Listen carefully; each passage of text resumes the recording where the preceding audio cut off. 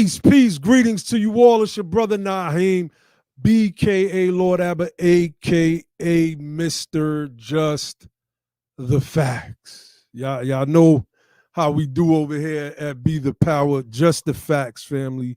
Just the Facts. So, well, first, we want to support the platform. Use that super chat, $ Be the Power. Why my green screen look crazy? Hold on, man. Let me work on this green screen. This thing been looking odd lately.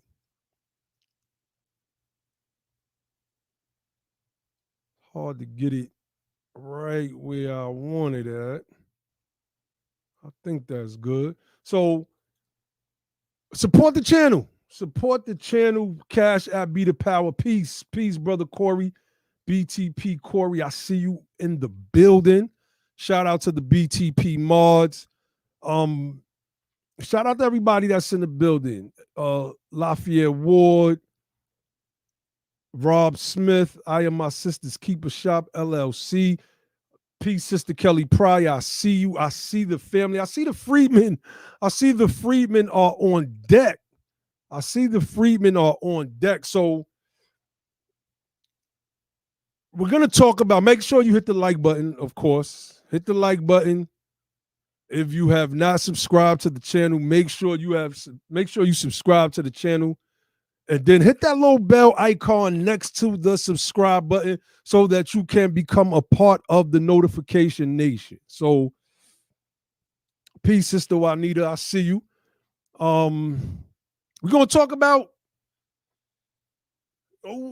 how these conservatives, these Neo-Confederates, Republicans, are targeting our people with propaganda, right? And for the record, we're not Democrats over here. I want to be clear. We're not Republicans. We're not Democrats. We're not liberals. We are not conservatives. We are policy-centered freedmen. We are a tribe within the American system, an ethnic group, if you will, under the legal designation of freedmen. And everything is, we have records, excuse me. I just seen a comment that caught my attention. Let me pull up Brian Johnson's comment real quick. No, that wasn't it. Well, that's what we call it, but I clicked on the wrong one. Mike for real said Republicans are neo-Nazis. The reason why I reject that claim is because it takes away from this right here, Neo-Confederates.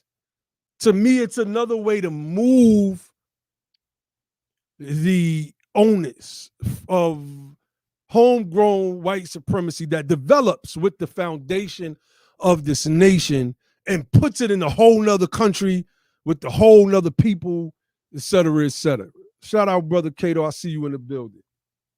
Okay, so we're going to say that they are what they've always been, the Confederates. They've just been underground, and they have recrafted their narrative and their talking points and their propaganda, still centered in the same old thing, right? What was Nixon told by, what was that guy's name? I can't think of it. You can't just flat out say nigger and the Negroes. You got to use like this racially coded language. You got to speak about the programs and things that directly affect those people, period. So we got to make sure, peace, ASAP Poppy, I see you in the building. Brother Chris, Lee Atwater, that's his name. Peace, Brother Chris. We got our Cali fam in the building. That's right, ASAP Poppy. Dog whistles, man. Dog whistles. So I got a couple of places I want to go with this.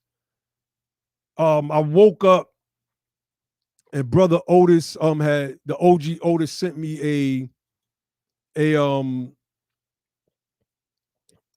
link to a my bad. I'm laughing at something in the inbox. Me and the bros. But we the brother, the elder sent me a link to Tucker Carlson. It was an interview. I'm gonna actually play some of it, and that really just let me get off of here, man. Yo, y'all jump on the stream, man. And that's right, Corey Lorenz. That's what this stream is about. Brother Corey says, unfortunately, I am coming across some of our people that are echoing the same sentiments as Neo-Confederates. We are going to get to that. Peace, Sister Brianna in the building. Peace to the brother Abdul Sharif. Golden Pantheru said the Confederates had the Nazi eagle before the Nazis. The eagle is an old symbol. It goes back to even before Greek mythology or Hellenistic mythology. There's really no such thing as Greeks. It's a name that historians just made up. And but it derives from an old Ethiopian account. I'm not going to get into that. That's a long story, but so it's an old symbol, and it signifies power, especially here in the West, because that's mainly where you find particularly the bald eagle at. So peace, AMPDM1. Let me see. Mike Farrell says Republicans have shown their true nature and fascist agenda that generals expose while dealing with Trump nationalists proclaimed. Of course. And we're going to get into that. Let me bring Freedman Josh on because they're on deck. What's going on, bro? Peace, family. Hold on. Gotta get this straight. Ooh, I ain't see that one.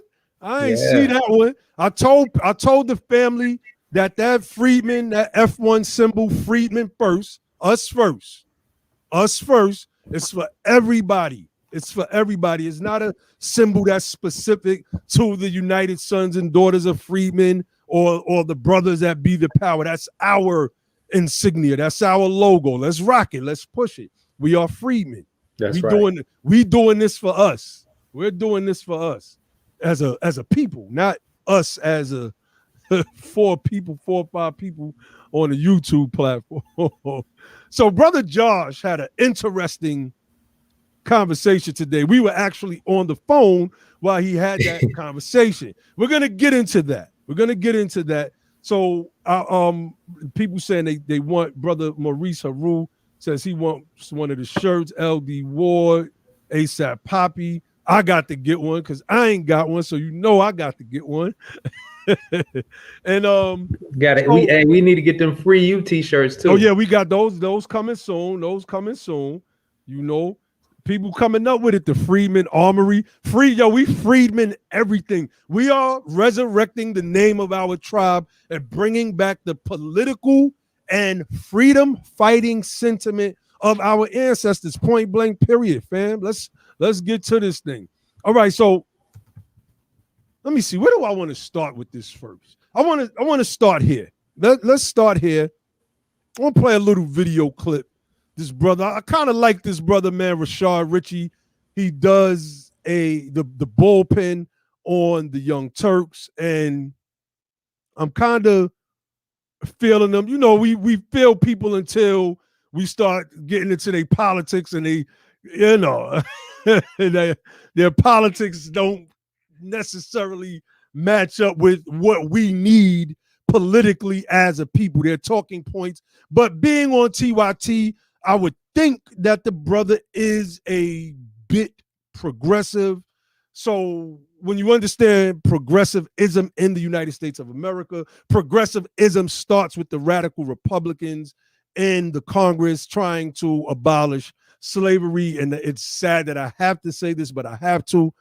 When we say Republicans, we don't mean the Republicans of yesterday who were left liberal, unlike the Republicans today who are right conservatives, i.e. fascists. We don't mean that. So, okay, peace, brother Lulama Bay, everybody else that's in the building that I didn't see. So I want to play this little clip real quick because we got to see the slick stuff that these Neo-Confederates are trying to do to win over the black vote, right? It's just kind of crazy. So let's play this real quick.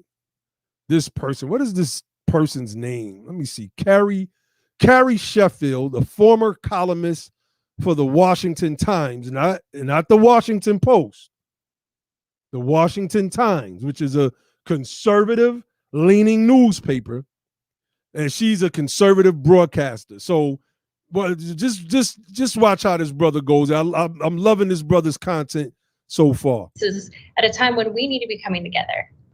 Okay, hold on. Let's go back. You are people, that he said, not just slavery, but all. She's trying to explain critical race theory, not via its definition, but via the Neo-Confederate right-wing Republican conservative talking points. Let's listen. So I want to put that out there first. We need to go over it all, not just slavery, but also Jim Crow, segregation, all of it. My issue, though, is that I think that CRT takes it a step further and then basically rejects Dr. King's wish, rejects the idea that he said that we should look at each other by the content of our character and not by the color of our skin. Okay, let's just pause, because I want to place emphasis and reiterate what she's saying. And this is a tactic that racists are using to foment their evil plan of getting rid of CRT, which, as a meme I shared posted, says what did it say? Fighting CRT because they're fighting CRT because they don't want to explain why their grandmother was in the background of some of these pictures chasing our people during school segregations or something like that. So she's using Dr. King to say that basically Dr. King would be against critical race theory. He would be against this. So let's continue. And so that's where a lot of people, including myself, are pushing back, at least on the way it's being presented in schools today, which is to divide people based on race. That if you're white, you are inherently, no matter what you do, genetically, you are a suppressor. And if you are Black or Latino, or especially Black or any minority, you are inherently oppressed. I just think that that is toxic. And I think it's going to trap people, and it's going to create a paranoia between the races at a time when we need to be coming together. I really do take offense when people misuse the word and the philosophy of Dr. Martin Luther King Jr. So what you just stated was inaccurate. Dr. King actually believed in the tenets of critical race theory. I will give you an example. Dr. King said that for Black people to gain an economic footing in America, the American government needs to do a massive social program known as universal basic income for Black people only. Why? Because he believed that the issue was no longer the individual racist in America, but in fact the system itself. And the system he was talking about in particular was the system of economy. And he said, in order to correct this system, you can't correct it by white people saying it's okay for you to eat at our restaurants or it's okay for you to stay at our hotels. You literally have to remedy the problem by way of a system approach. Dr. King also said in an interview with NBC after 1964 that his American dream had actually become an American nightmare. He also said, Ms. Sheffield, that he did not believe white Americans were as racist as they were. His popularity during the era that you're talking about was at 6%.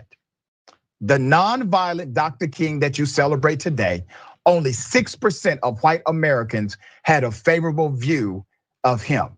He talked about the system approach as it relates to the military and how the Vietnam War was a war that sent Black people off, Black children off to be slain when domestically they had no respect at home. So when you take one excerpt from one speech out of context in order to apply it to a macrocosm of his philosophy, it simply doesn't fit. Dr. King believed that many of our challenges in the United States of America could be connected back to a system reality rather than just individual racist people. Well, this is why I love having dialogues, and I appreciate you having me on your program to talk about this, because yeah, I agree we should absolutely debate. Dr. King is one of my heroes. I've read his books. The very last book, and I agree, you shouldn't just look at one speech. If you look at the very last book that he wrote, he delved into this question, because you said that I am lionizing the peaceful Dr. King. He believed that until his death. He never believed in violence. He never believed in what we're seeing with the rioting and the burning down of predominantly Black neighborhoods by BLM. He rejected that explicitly. In the very last book he wrote before his death, he said that he was suspicious and he was angry and he disagreed. He said, I understand where they're coming from, but it's ultimately flawed, this notion of using violence to achieve your means. He completely rejected it. And that is Sheffield. And so I also want to, okay.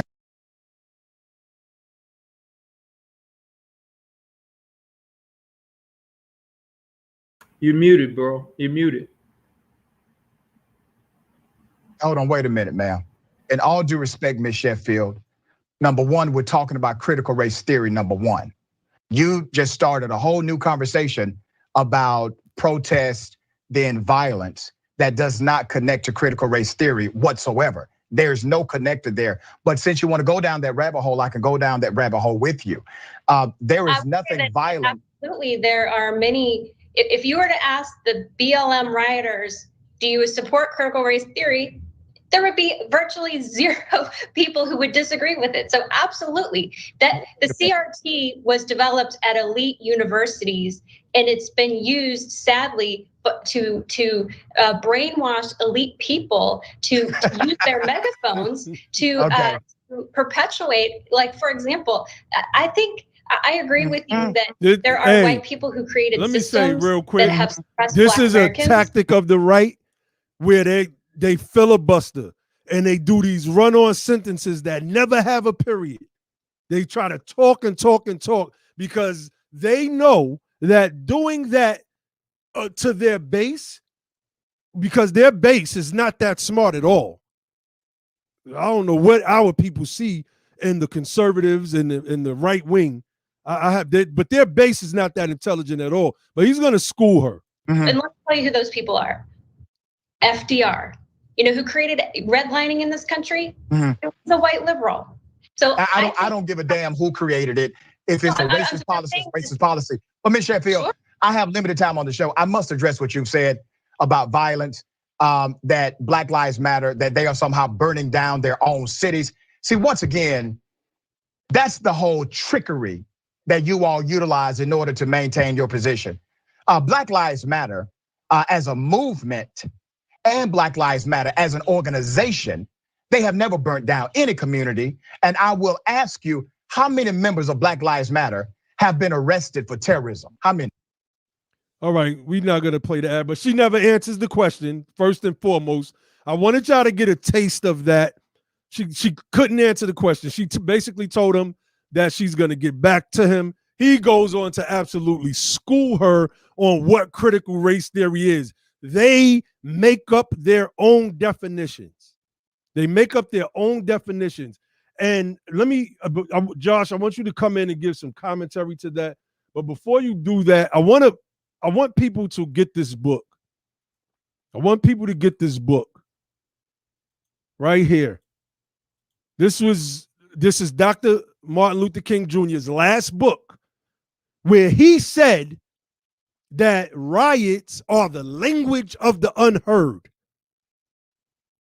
They try to twist this man's words up, like the brother said, to solidify their faulty positions because they can't stand on facts. And I'm going to get into a little bit of that later because they can't stand on merits. They can't win an election based off of their platform. So instead, they have to use all types of deceitful and nefarious means to do so.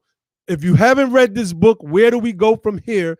Chaos or Community by Martin Luther King Jr., his seminal works. This is his seminal works. Please order this book, read it, order it on Kindle, order it on Audible, listen to it. Get the physical copy. It doesn't matter. You need to hear just how powerful Dr. Martin Luther King Jr. was, period. You get an understanding of the programs, etc., that he that he fought for and had put in place for our people, and how more successful he was than several of a handful of organizations that you could put all in one basket. What King did, he was more successful than all of them politically, where it matters most. So make sure y'all get that book. Where Do We Go From Here?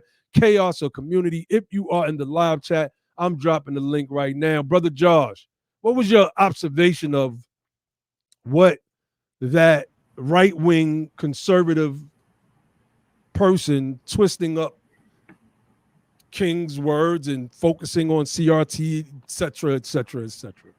What we find is, can you hear me or am I breaking up? Yeah, no, you good, you good. Okay. What we find is a similar thing to what I see and what I experience today, which is you always have to find a black face to root your agenda in, because you figure it will be harder to dispute it and it will be easier received. So that's why instead of using some of the Confederates, the Neo-Confederates or the actual Confederates to prove your point, instead of using the same people that were against the Civil Rights Act, whether it be the 1866 Civil Rights Act or the 1964 Civil Rights Act, instead of using those people, they go and use Martin Luther King. You know, I saw today, well, what I experienced today, I'm gonna show you. They were using people like Whip Pete and Frederick Douglass to make Neo-Confederate arguments. And it's that for some reason they believe that it will be easier to receive. And let's just be honest, they're duping some of our people and converting some of those people. So I can't say it's a strategy that's not completely insane, because it's actually, I guess, is working for some percentage of us.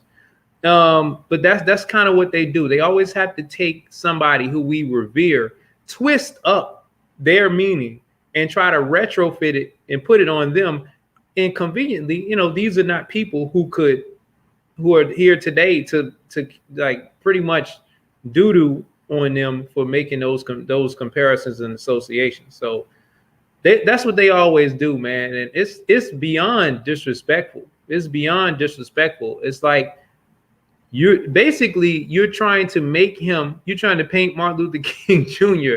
like he was he would be today a pro Jim Crow, a pro he would be a Neo-Confederate. Like how can you do that? Yeah, that just doesn't make any sense to me. Come on, man.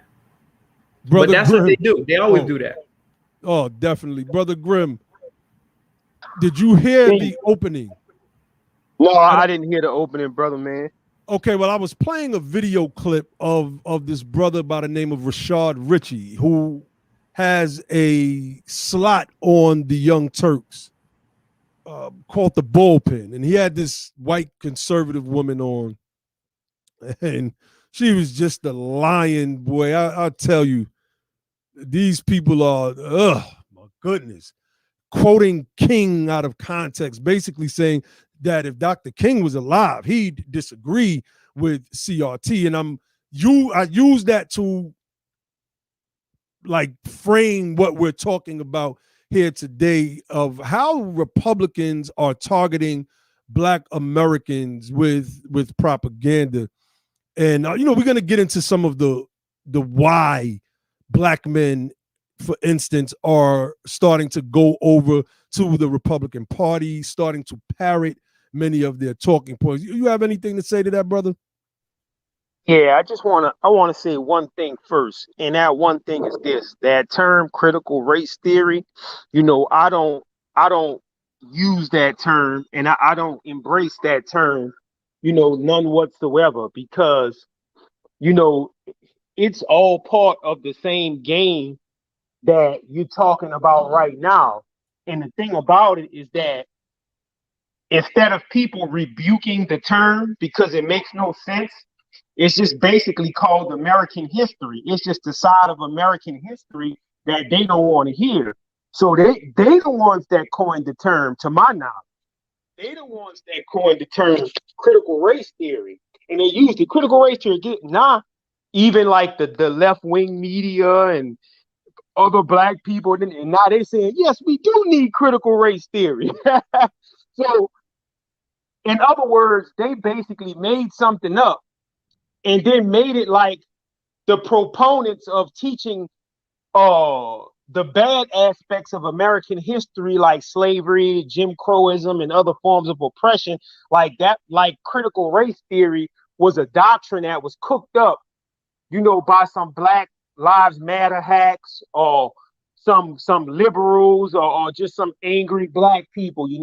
And we all fell for the dynamic. So we all talking about critical race theory, this critical race. I mean, I don't give any legitimacy to that terminology, critical race theory.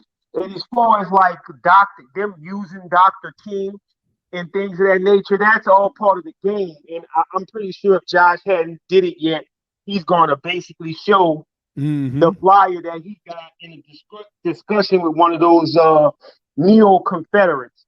And everybody listen to that terminology that we are using, because that's the new terminology that we're going to start referring to these people as. We'll use the term conservative, to keep things in perspective or whatever, depending upon what we talk about. But we basically, when we say neocon, we're not saying neo-conservatives. We're basically saying neo-Confederates. Yeah, that's right. At this point, man, I'm gonna say this. We're and bro, black people playing around. I'm sorry, y'all. I'm gonna get into it, man. Black people playing around on TikTok, popping their booties, making funny little videos on TikTok, and mimicking voices and thinking all that stuff's cool. And then, it's cool for y'all. Okay, right. But the thing about it, man, while all this stuff going on, man, that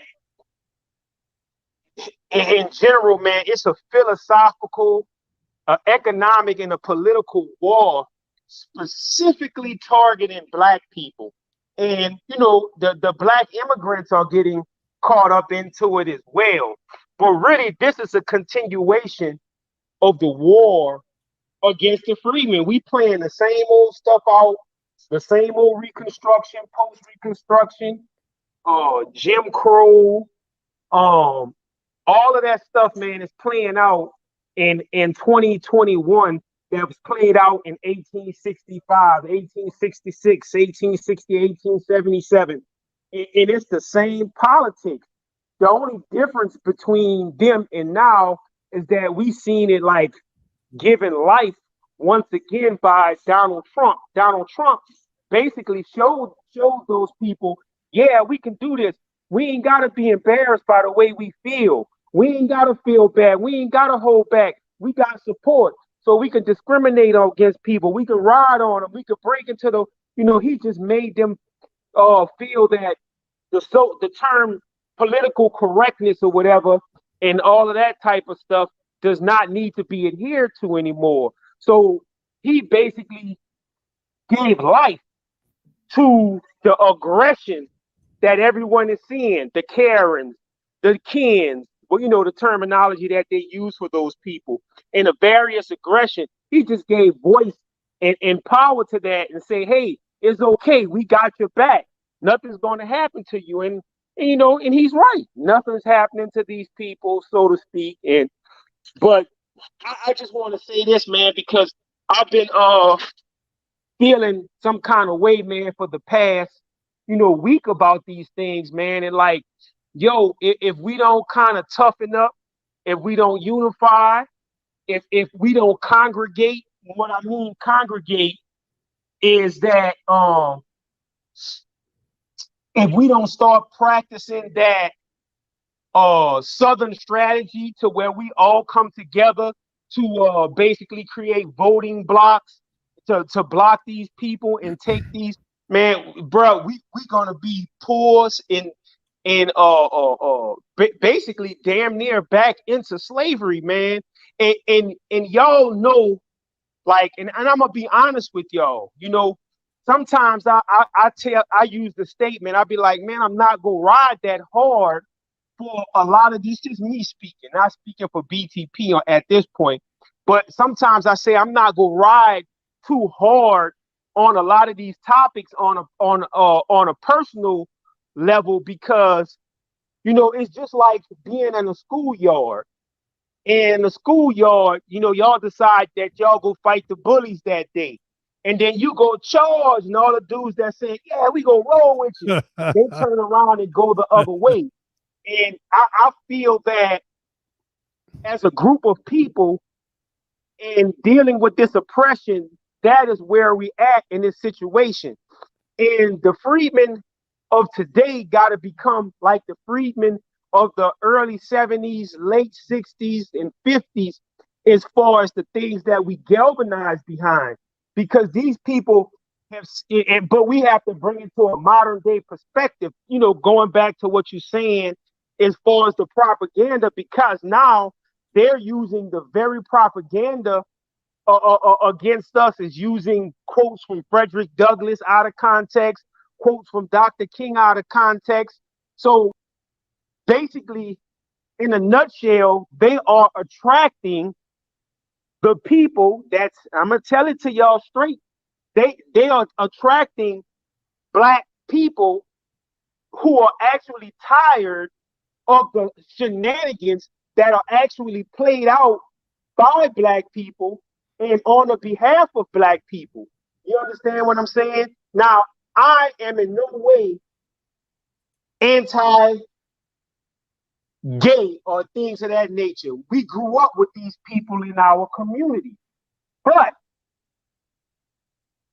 it's an agenda being pushed to basically effeminize the male species, if not outright convert them. You know, Naheem played the song by the LGBT community, where the LGBT choir made this song, "We Are Coming for Your Children." And I'm making an example, y'all. I'm not making a statement against the LG or anybody that practice that lifestyle. You understand what I'm saying to you? But basically what I'm talking about is agendas. Any agenda could be extreme. You can have an extreme masculine agenda. You can have an extreme feminist agenda. And just like that, you can have an extreme gay agenda. You understand what I'm saying? And like some of these positions are extreme. Now I'm saying all that to say this. There are people in our community that hold certain religious ideology sacred, things like the Bible and its edicts, things like the Quran and the Torah and its edicts. People basically follow what I call the big three, the Abrahamic faiths and religions. And you know, a lot of people honor not just that, but old-fashioned principles and I guess the true meaning of conservative in their hearts and minds. And they basically seeing the left wing and the leftists of this country basically pushing those and bending those things out of order, out of context. Basically, man, you utter one word or something and you get castigated. Like I can't remember the gospel singer lady's name. She won an actual singing contest. I think it was a gospel contest. Of all things, she won a gospel contest. And I think they kicked her out of the context or took the contest and or took her award, whatever she won, because they found a video of her preaching against homosexuality. Now, I'm not making a position one way or another, but what I'm saying is that there's a contingency of African American men, seeing that their masculinity being called toxic, seeing their traditions, traditional ways being beat by the left. So they are basically gravitating. Some people are gravitating, even women too. They are gravitating towards these things and getting caught up in the whole thing of these people's fake pictures and fake usages of Douglas, Dr. King, and so on and so forth, you know, and making it look like everything is gravy. But all of that fits into what, and everybody know I'm not a NOI guy, but I studied the teachings of Elijah Muhammad, and I was telling the brothers earlier when we was looking at the things that Josh is going to talk about, if he hadn't talked about already, that, you know, these people practice a campaign of technology. And when Josh was having the conversation, I don't want to jump the gun, but I'm going to just say, when Josh was having the conversation with the man, the whole conversation was basically laden in technology and not in context when the guy was talking about, oh, nobody should have a job because of their skin color and all, without just talking about the whole context of why people say you have to hire so many black people, so many women or things. You got to talk about that stuff in context. You can't just, cause sure, hey man, you're not supposed to discriminate against anybody for this. You're supposed to hire the highest qualified guy, but there are parameters behind that stuff, and really the parameters is that the Reconstruction failed, and we just keep kicking this fucking can down the road, and then they get mad. But anyway, the whole thing of using that stuff is laden in the body of technology. Whereas you could say, yeah, that's right, and it sounds so good, and the next thing you know, you didn't agree to your own re-enslavement. That's right. That's right. So look, I want to play this video of Tucker Carlson having this conversation.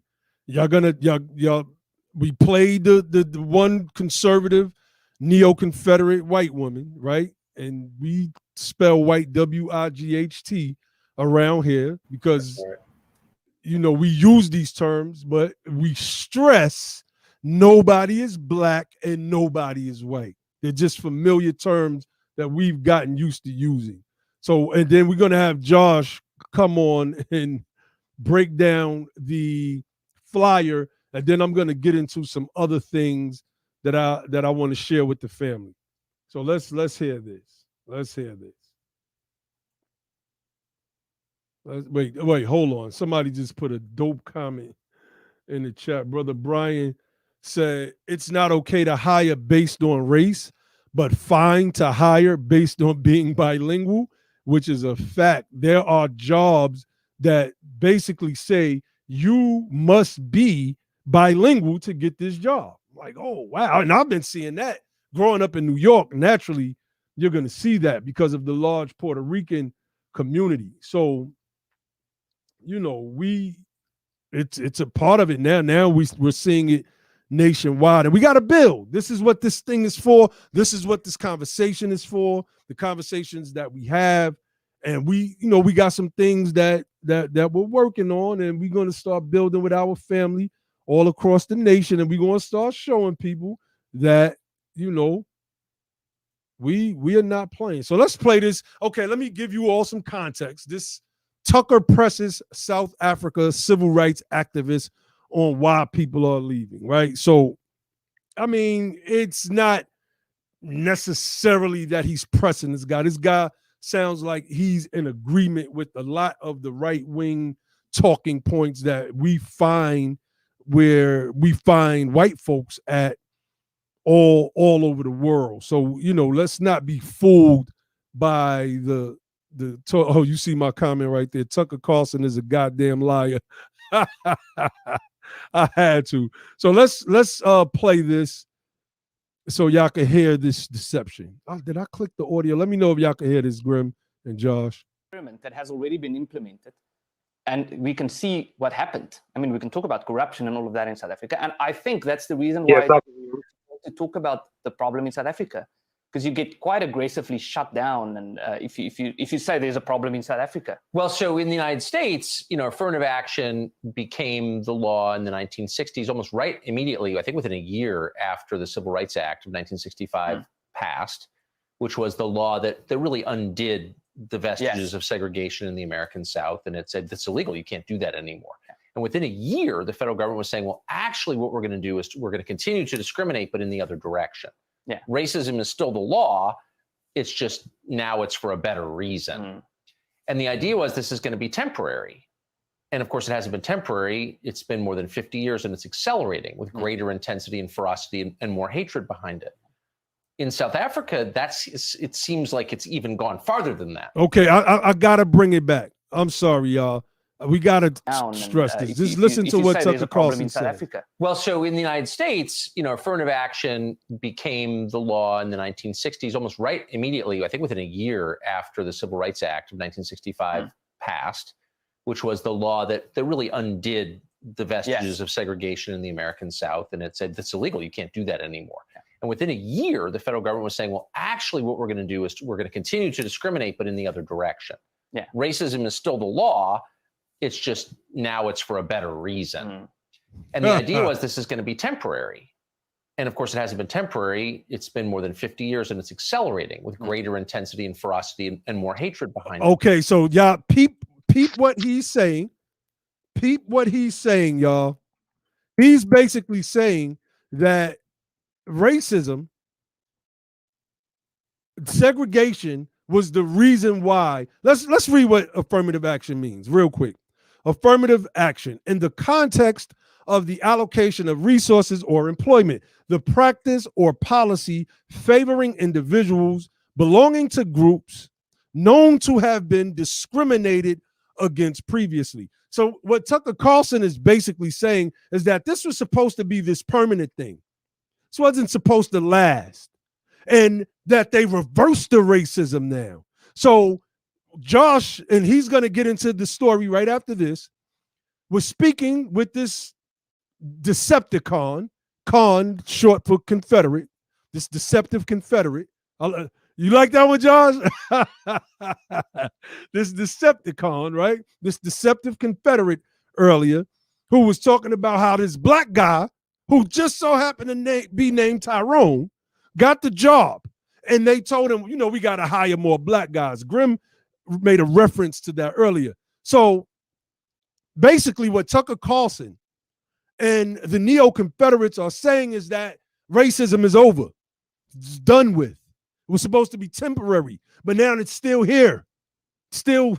Okay, so let's go to this article. Y'all see me pull up all the time on this platform because it is the starkest of reminders, right? How Dave Chappelle's character, when he's playing Rick James, the stickiest of the icky. This is like the stickiest of the ickiest right here, right? The cost of racism. U.S. economy lost $16 trillion because of discrimination. Bank says. The bank says this. This is an NPR article, and it's talking about, let's read it, and not acting to reverse discrimination. I'm not going to read the whole thing, but it's talking about, okay, our nationwide protests have cast a spotlight on racism and inequality in the United States. Now a major bank has put a price tag on how much the economy has lost as a result of discrimination against African Americans. 16 trillion. This is for these black conservatives. This is for Thomas Sowell, who I'm going to get to in a minute. Or we're going to get to that guy. We're going to start shining the spotlight on the enemies in our midst, those who look like us, those who have been assimilated by the Borg that is these deceptive Confederates. It says, oh, now what's the source of this data? Let's pay attention. What's the source say? NPR. No, I mean of the study. You about to get to it. I just want to put some extra salt on it. What'd you say? Citibank. There you go. The Citigroup, which is I think Citigroup, and it's the same thing. Yeah, it's the same thing, right? It's the same. I think it's Citibank is a subsidiary of Citigroup, if I'm not mistaken. Mm-hmm. So, we looked all this stuff up at one point. Okay, so it says since 2000, U.S. gross domestic product lost that much, 16 trillion, as a result of discriminatory practices in a range of areas, including in education. Remember, these right-wingers are always talking about education. These left-wingers are always denying reparations, and like Barack Obama and all the rest of them do, say, we just need to invest in better education. Yeah, well, this study shows that the investments are not going into education. In 8 years under Barack Obama, where was the investments in education? And what were the advances that were made that we can measure today? There are none. It's just a lie. It's a talking point. And it says, and access to business loans. Can't get access because of your color, your skin color, Thomas Sowell, and all of you people that promote, what's these guys' names, man? Larry Elders. Glenn Lowry. Glenn Lowry, who else, man? Coleman Hughes. Like, we're going to start, when we do the other channel, we're going to name it Freeman University. We're going to set this lineup up. We're going to be on these people's helmets, family. We're not going to let them get away with this stuff. We're not going to let them pull our people from the jaws of the smiling fox. Remember that Malcolm X reference, into the gnashing teeth of the Republican Neo-Confederate wolves who have, because all of these animals in the canine family can be domesticated, have been trained to put on the same smile as the fox. Anyway, let me read this last paragraph. It says, not acting to reverse discriminatory practices will continue to exact the cost. Another article we pull up all the time is what? By 2053, the middle black family will have zero wealth, which is the majority of our people. It continues, Citigroup estimates the economy would see a $5 trillion boost over the next 5 years if the U.S. were to tackle key areas of discrimination against African Americans. They're not doing it.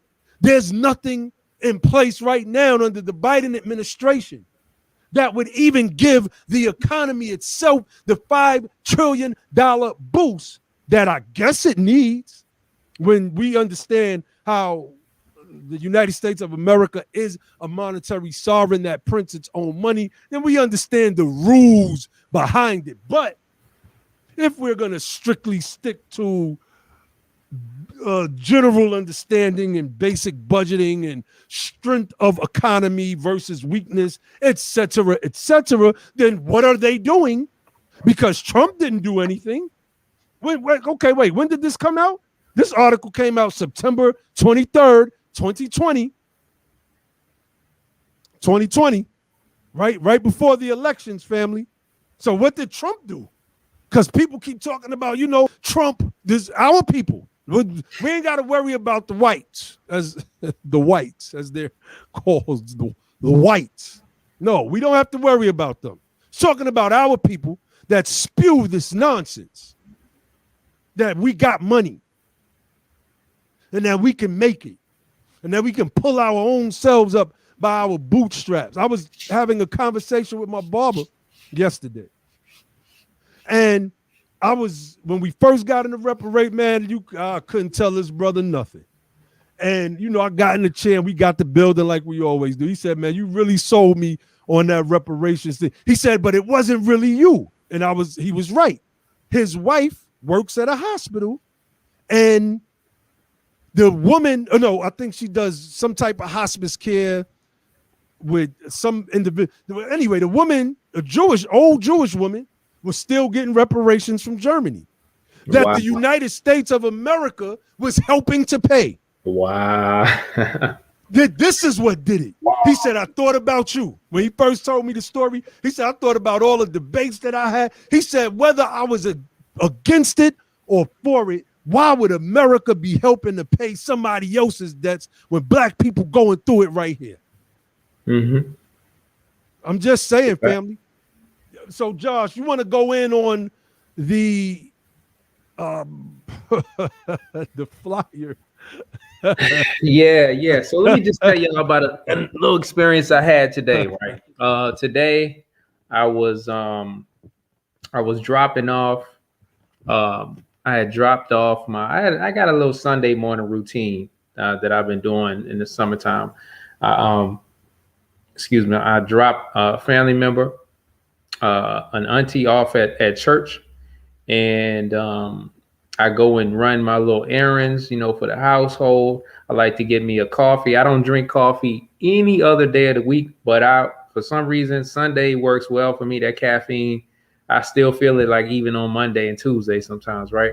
So I get my little coffee, and then I go back later after I run my errands, and I pick up my auntie, right? And what I saw on the side of the road, I saw these people, and I was like, I saw them last week, but I, just kind of drove past them. I couldn't see what they were what was on their signs, but I saw these signs and they were holding up, and I peeped it this week, and they were talking about, it was like anti-abortion messaging on the sign. So I said, you know what? Let me just stop over here. I got a couple minutes before I got to pick auntie up. Let me just stop over here and see what they're talking about. Obviously they are putting this messaging out. They don't want to just be billboards, but they're doing it. So they want to have a dialogue. So I saw they had pamphlets and stuff in their hands. So I was like, okay. I stopped over there and I was talking to the bros. I was talking to Grim and Naheem. And I was like, hold on, bros. I'm about to pull up on these people, pull up Summer. And I'm about to, engage with them. Have a civil dialogue, right? So I got out the car, and for some reason, like when I pulled up, it was a brother. He came over there for some reason. I was surprised he was with them. It was a brother with them. I can't verify if he was Freedman or not, but he was there. And then when I got out the car, everybody else like walked away, and I was talking to this one older guy, and he had his daughter there, and they were, I said, "Hey man, what's going on?" Hold on, real quick. Enigma. We give out links. He says your pipe dream of reparations will never happen. Get over it. We will allow you to come on and receive an honorable death by 1,000 cuts. We give out links. So stick around, and I'm going to put the link in the chat because you said something else which showed your ignorance. And I didn't want to stop my brother while he was going in, but I had to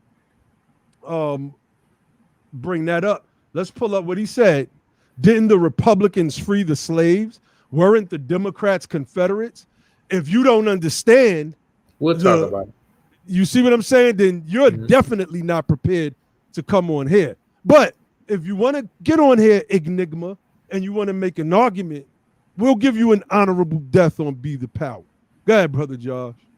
But before Josh go in, I just wanted to say that's a classic example of what you on this show for here today, just to show how our people have been garbled up into these bogus arguments in basically the hijack sayings, points, quotes, and stuff of our leaders to drag people like that brother into that form of thinking. That's right. And I want to say thank you, brother Enigma. Brother Enigma. No, we ain't gonna do that. No, that's what his name says. His name say Enigma. So I'm like, all right. I mean, look, hey, I appreciate you for making these comments because you're actually helping us prove our point today. That's right. Your comments are like putting gasoline on the fire that we bring in today. And we're going to show you how you may not receive it or accept it, but everybody else needs to understand you've been victimized. You have been propagandized, and you are a victim today in this scenario. And I know like a lot, the mentality, the ideology is all like a y'all victim, you got the victimization mentality. No, you've been victimized by white supremacist propaganda. Look what he said. He doesn't know what he's talking about. This could be a white. This could be a white, a white with the black profile page. That's why we like to give out links. because people like to make up fake profiles and hide behind pictures. We got a link for you, but we gonna get into the education. Get into your thing, Josh. So like again, I'm engaging with this guy. So I said, hey man, what's going on? I see you got your messaging about your abortion. Tell me something about what you're advocating for. So he's talking about how instead of going and talking about like how abortion helps or affects America or why it's morally wrong and this and that, he jumps directly to talking about how abortion is bad for Black America. More babies aborted than born. He starts getting into all these things, and he's always referencing things that he believes may appeal to me. Now, I tell him after he gets finished with his statement, I say, I'm not in disagreement with you. I mean, those are facts. It's not deniable that abortion is detrimental to our community. We're depopulating our community. That's a moral harm that's done to the soul of people. We talking about it's lessening our voting power. I mean, it's a whole litany list of reasons why that's harmful to our community. But then I said at the same time, if you're going to be adamant about criminalizing abortion, because that's essentially what you're talking about, but you're not spending the same energy and attention on trying to get to the root cause of why people are going to, abort their babies, then it doesn't make much sense to me. Because let's look at the economics. You have to understand that the economic side of why people get abortions is probably the most prevalent of reasons. Now, now let me just give an example. You take the DC area, which we're in. The middle Black family, native Black family in DC, according to Color of Wealth study done by Dr. Sandy Darity and others, is $3,500. I think the middle white family is $284,000, and the middle Indian American from India family, which is probably first and second generation family, is worth $573,000. So the economic impact of having a child when you're not prepared financially to have that child is way more devastating upon somebody whose household wealth, and this is the middle family. We're not even talking about the poor family with nothing, right? This is the middle family, 3,500. The economic impact of having a child then is much more devastating to Black families than it would to families of any other group, right? So if you're not taking that into consideration, so what you're saying now is the group that is more likely to have abortions because of the economic impact, we're going to criminalize them. So if you really are trying to stop abortions, what you should do is you should solve the problem of why people are getting abortions largely by addressing the damage that was done that caused the economic disparity amongst Black folks and everybody else, and then you would stop the abortion. But he wasn't really trying to hear that. So then let me show you what he gave me. So he gave me this pamphlet right here. So he gave you that pamphlet, right? We're gonna break the pamphlet down. It seemed like he had that specifically for Black people, correct? Oh yeah. This pamphlet says in 1859, the Wisconsin legislature defied the federal government. Is it time for them to do it again? Well, how is this applying to me? That's right. States' rights. Let's explore, right? So I'm gonna blow this up. So before you go into that, Josh, they understand that a lot of Black people are anti-government. Mm-hmm. But they are so blinded by their own ignorance and want to convert in their proselytizing that they forget that it was the actions of their own ancestors that made us distrust the government and why we're anti-government largely, why we don't want to take the vaccine, why we don't believe in politicians, etc., etc. You see, they don't they don't factor that in. That's facts, man. They play on our ignorance. This is why we got to do this channel. This is why we're getting our other channel, Freedman University, up and popping. And we're gonna address some of these people in the chat. But go ahead. Yeah, I got my. I'm not even gonna pay attention to the chat right now because I want to get through this and I'm gonna come back to it. But yeah, to the point that you're making, it's like you have to understand that. All right, let me just break down the imagery. I don't even have to say nothing. Look at this. Look at this sample. And this is a Neo-Confederate giving this out, y'all. So it says on. So first off, before I read it, right? You can see the imagery. You know, it's imagery of a slave here. Then they got whipped Pete. Beside. There we go. I'm trying to put it in the camera so everybody can see. You got whipped Pete beside the body of a fetus. Go ahead. What you say, bro? I said I got you on solo, so you're good. Everybody can see you. So they put whipped Pete beside the body of a aborted fetus, right? Then they got Frederick Douglass down here. So diabolical. I'm like, I gotta read this. Hold up, man. So let's break this down, because remember what I just said before I got on. They always have to have our images, our statements and leaders and people that we revere, and twist them up to try to paint some type of correlation and narrative and put a characteristic of them that they never is a supreme misrepresentation.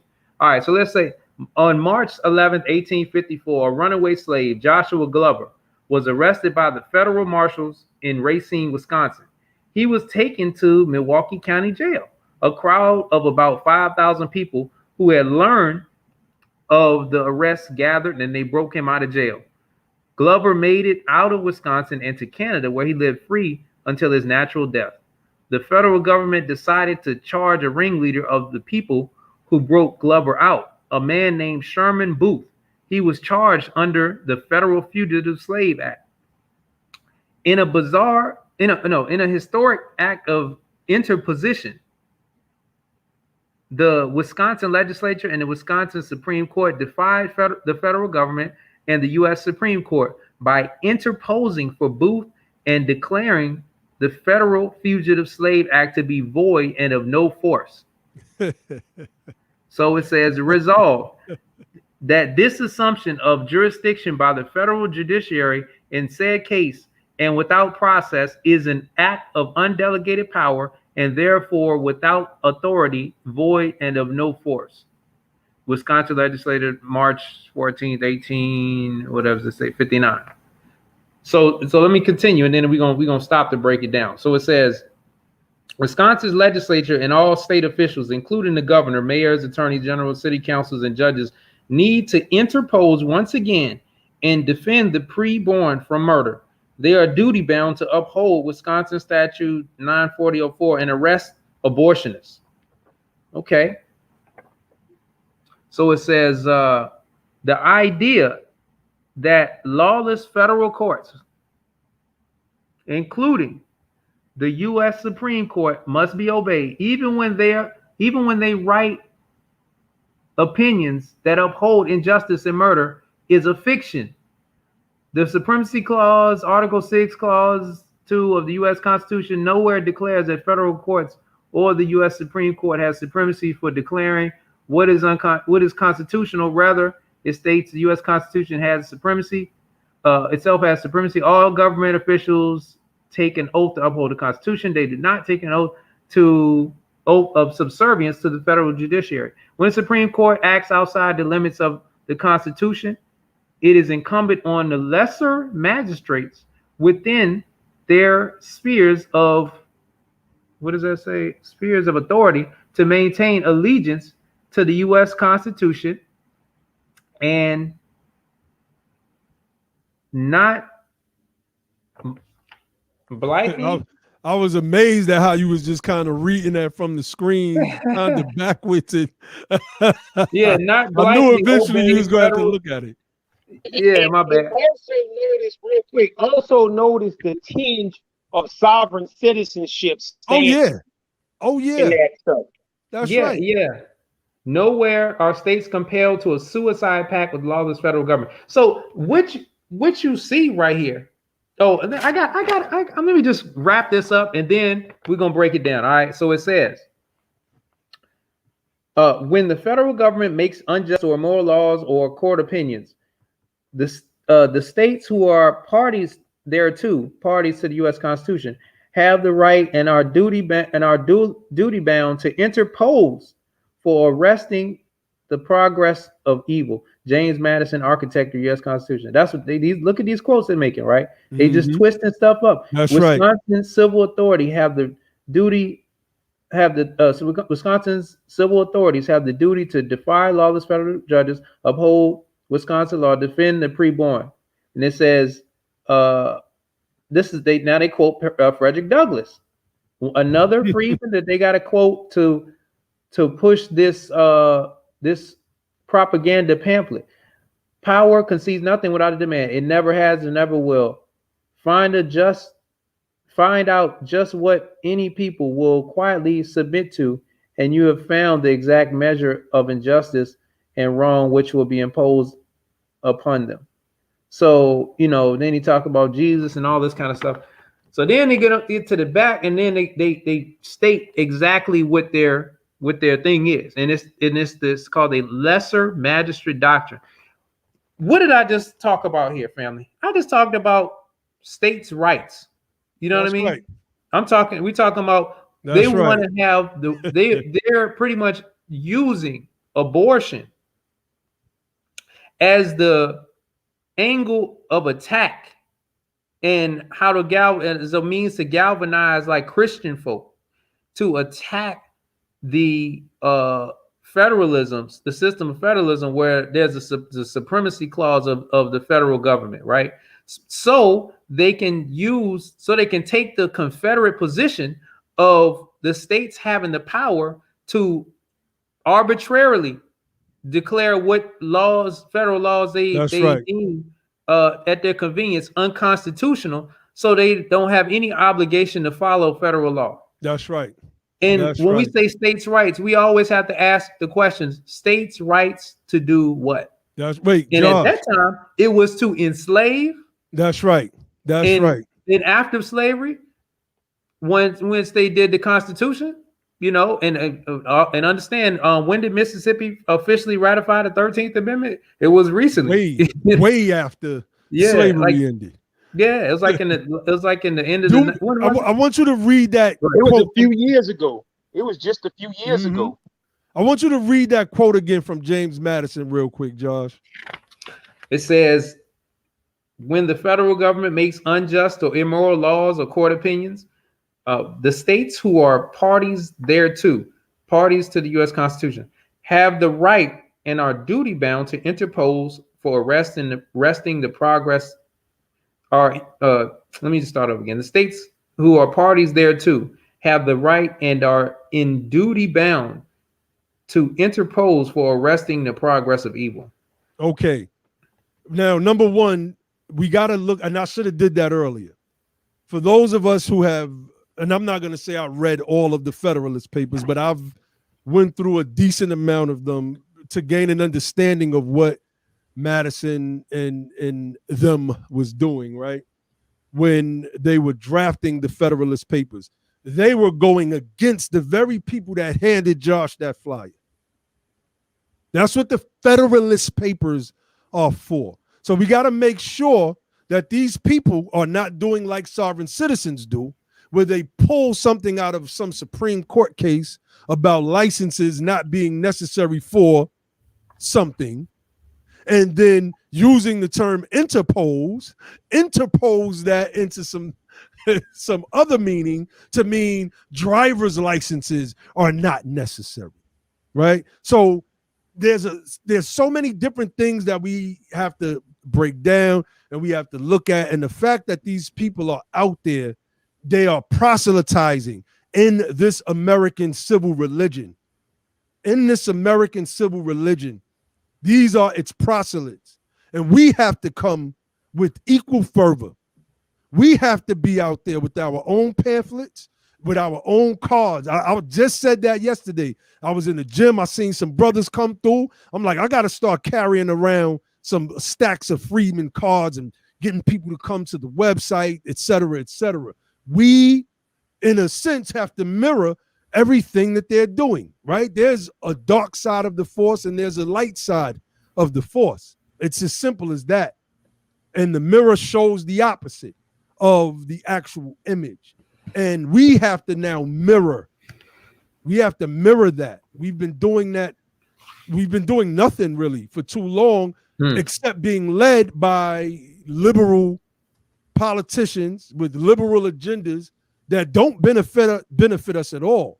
The wolf and the fox. We are literally running between the wolf and the fox. And the fox is taking small bites out of us, and the wolf is taking big bites out of us, and we don't even realize that we're being eaten either way. Right. And I wanted to point out too, in what Josh read about the citizens of Wisconsin and what they did in regards to those people who were fleeing slavery, right? And basically, those people who, I wanted to point this out, those people who basically freed those individuals from those cells are a totally different people than the neocons and the olden Confederates. You see what I'm saying? These people who went in these cells, right, and got those people out, these were people who were either radical Republicans or the approximating to the idea of radical Republicans. And basically radical Republicans basically mean abolitionists. That's all that means. And Grim, right? you talking about when they cited this story in 1859 in Wisconsin when they broke Yes. those people out of jail to defy the Fugitive Slave Act. Okay. Yes. Just making sure we clear. All right. Basically what I'm saying is that the people that freed these people from these cells nowhere near had the concepts and the ideas of the olden Confederates or the neocons. So basically what they're doing, these neo-Confederates basically are grafting themselves onto the narrative of actually freeing slaves, when in fact, freeing, people who are running from slavery, when in actuality, they are more closely aligned to the Confederate ideology. It's basically a bait and switch. A bait and switch is basically what's going on. So these modern day people are making it believe, and that goes into what that brother Enigma was pointing out as well. Basically, they grafted themselves on the ideology of people like Stevens or whatever. When those people, they'll make you think they believe like Stevens and make them think they'll free you, or the ideology of the people. That's why they put that pamphlet together, to make you think. And I know you're gonna go into the story, brother, but I don't want to step on your toes. But the minute you started talking about the thing, he went right into the thing about affirmative action and discrimination. He didn't go into any redemptive freedom ideology. He was just complaining about the fact that he lost a job to a black man. A whole friggin', you know what I'm saying? So let me get into that. Let me tell. So after I made the point about, we have to look at what caused Black America to be experiencing the level of abortion, and what caused the Black America to pretty much be in the position we're in. And then instead of acknowledging that, instead of engaging a conversation based on that, he went to the only go-to move I guess he knew how to make, which was that, hey, it's pretty much a white guilt reflex, right? Well, hey, and maybe not even a white guilt, but a white guilt deflection reflex, right? Wait a minute. I'm not racist. You can't say I'm racist because, a matter of fact, I experienced racism for being a white man, because that's exactly what Tucker Carlson was saying in the clip that Brother Naheem played. Basically, Tucker Carlson was saying that that racism now, or for the since the civil rights era, racism actually was reversed to be to victimize where white people are victimized, and it's still going today. As a matter of fact, it's just getting out of hand today. When please show me the evidence of that. Show me white wealth. Show me all the socioeconomic statistics, and show me how you at the bottom, or you've been put to the bottom. Show me your incarceration rates. Show me all of this kind of stuff, and show me how the white people in government did that to other white people, right? Show me how because a lot of times it's been Republicans and stuff and neo-conservatives in power doing that to white folks. You had Trump in office, and show me how that's been done at by your own hands, with you controlling your own industries, all this kind of stuff. Basically, that's just not the case. 3-card Monty. Yeah, that's basically what they're doing, Josh. Is 3-card Monty. It's like, okay, we passing. I'm sorry to disturb you, brother, but I just had to, because my nerves bad right now. Go ahead. But it's a 3, because this is a dangerous time that we in right now. So, but anyway, it's basically, I guess, what's called the 3-card Monty or whatever. It's basically what they're doing. So they say, oh, we passed the legislation. They say affirmative action, and nobody really truly benefited from that, except for a few people, a lot of boomers. The thing not really fully enforced, and they go back and they overturn it. Nothing changed. Nobody brought to equality. Every time they see a resume with Jerome and Shaniqua, they throw it in the garbage can. That's right. You know what I'm saying? So nothing. And then they say, oh, okay, they passed the law. Okay, well, you know what? That law is no good. We should not supposed to do that. Everybody's supposed to be. So they just keep switching the fucking cards, man. I'm sorry, guys. Yeah. Hey, that's a fact, Michael Jordan. That's a fact, Mac.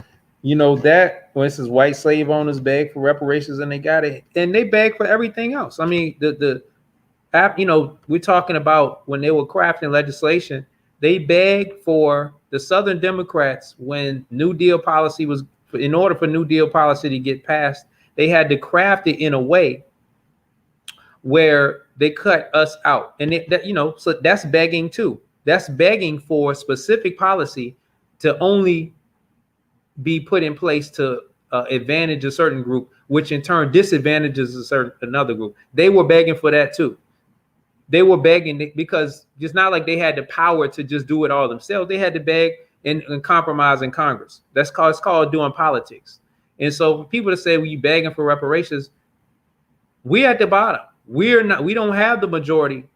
So until we're going to do the Southern strategy, we're going to have to make demands. We're going to have to tell our representatives what we want. And hey, that's what it is. And everything just like, this begging stuff. Y'all act like other people stating their demands and say what they want and all that kind of stuff. You say that's begging. Everybody does. Everybody asks the government for something. And if you don't understand how government has given pretty much made white America, you need to go and read a book called When Affirmative Action Was White, amongst all the kind of other books. But that's one you can start with. Now, let me get back to the story. So the story, and then I'm going to read this article that I'm sharing. So, he went to the deflection tactics. He went and talked about, and I want to say one more thing.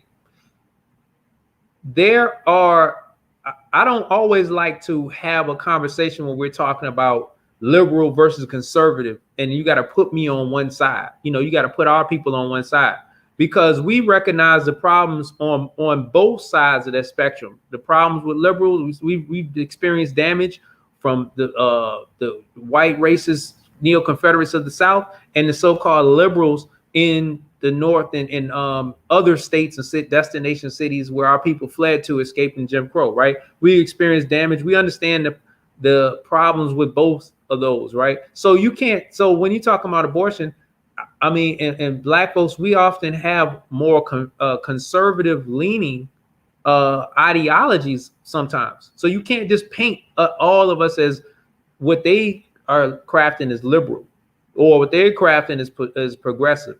No, we have specific issues that we need addressed that Look, that don't fit that puzzle piece. Josh, my bad, bro. We got the brother in the back channel, so let's get through this. I want to get through this Thomas Sowell piece. Let me get through what. Go ahead. I want to get through this Thomas Sowell piece, and then we're gonna bring this brother on and let him make his case. Yeah, all right. So I'm gonna just take a couple minutes. So like Grim said, he got to telling the story, and the man was saying, well, basically, I had 10 kids. I was making $700 every 2 weeks. I'm, Tennessee, and around, and then I went to try to get a job, to get a promotion, and they said I was the #1 qualified candidate, and it's a dude named Tyrone, this black man named Tyrone. I got black friends, I don't have problems. I trust some black people more than I trust some white folks. So I said, okay, we know where that's coming from. And so basically he said, and what they told me was, I was thinking I was gonna get the job, and what they told me was, well, you're the best candidate, but we need to have more black people in there. And I'm like, I got that. How many brothers and sisters have that story? When it's not that story, they don't tell you, well, they need to have a white man in there. You just don't get a call back, or you just ain't get the job. You know what I'm saying? And I'm like, well, even in the sphere of like police officers, right? These are public servants. So if you got a community that you're policing, and your community and your police force is like 80% white or 90% white officers, but you live in a community, the community that you're policing is 40% black. Yeah, you need to have some black officers, and some white officers who may be quote unquote qualified or the best candidate may have to take a back seat, because doesn't it make sense to have police officers from the community that you're actually trying to police? Maybe if they had more people from the community and cultivating that relationship over time, maybe it wouldn't be the same way as far as crime. Go ahead. And tough shit for him. And here's the reason, right? Bro, the bottom line is that none of these programs have ever been fulfilled. So if the Freedmen's Bureau had been allowed to complete its work, the Freedmen Bank were allowed to complete its work without greed and interference and stuff like that, maybe he would have got the fucking job. So if he lost the job to a black man, tough shit. Because I guarantee you that son of a bitch he told you that, but I bet he got other shit in pipelines, in the pipeline or whatever, in regards to his lifestyle and the way he's living, and he's received other benefits just for the simple fact of who he is. Exactly. And so this website that we got up here, it says in this Constitution, this is just the touch on the piece about the states' rights, right? Because this is when they're making the argument as they made in this piece, the lesser magistrate doctrine, where pretty much they're saying that the states should have the rights to supersede the Constitution. The federal law, when they feel like the federal law is in the Supreme Court, when they feel like the Supreme Court and federal law is acting unconstitutionally, right? Then they think that the state should be able to, what they call, interpose itself and make its own law, right?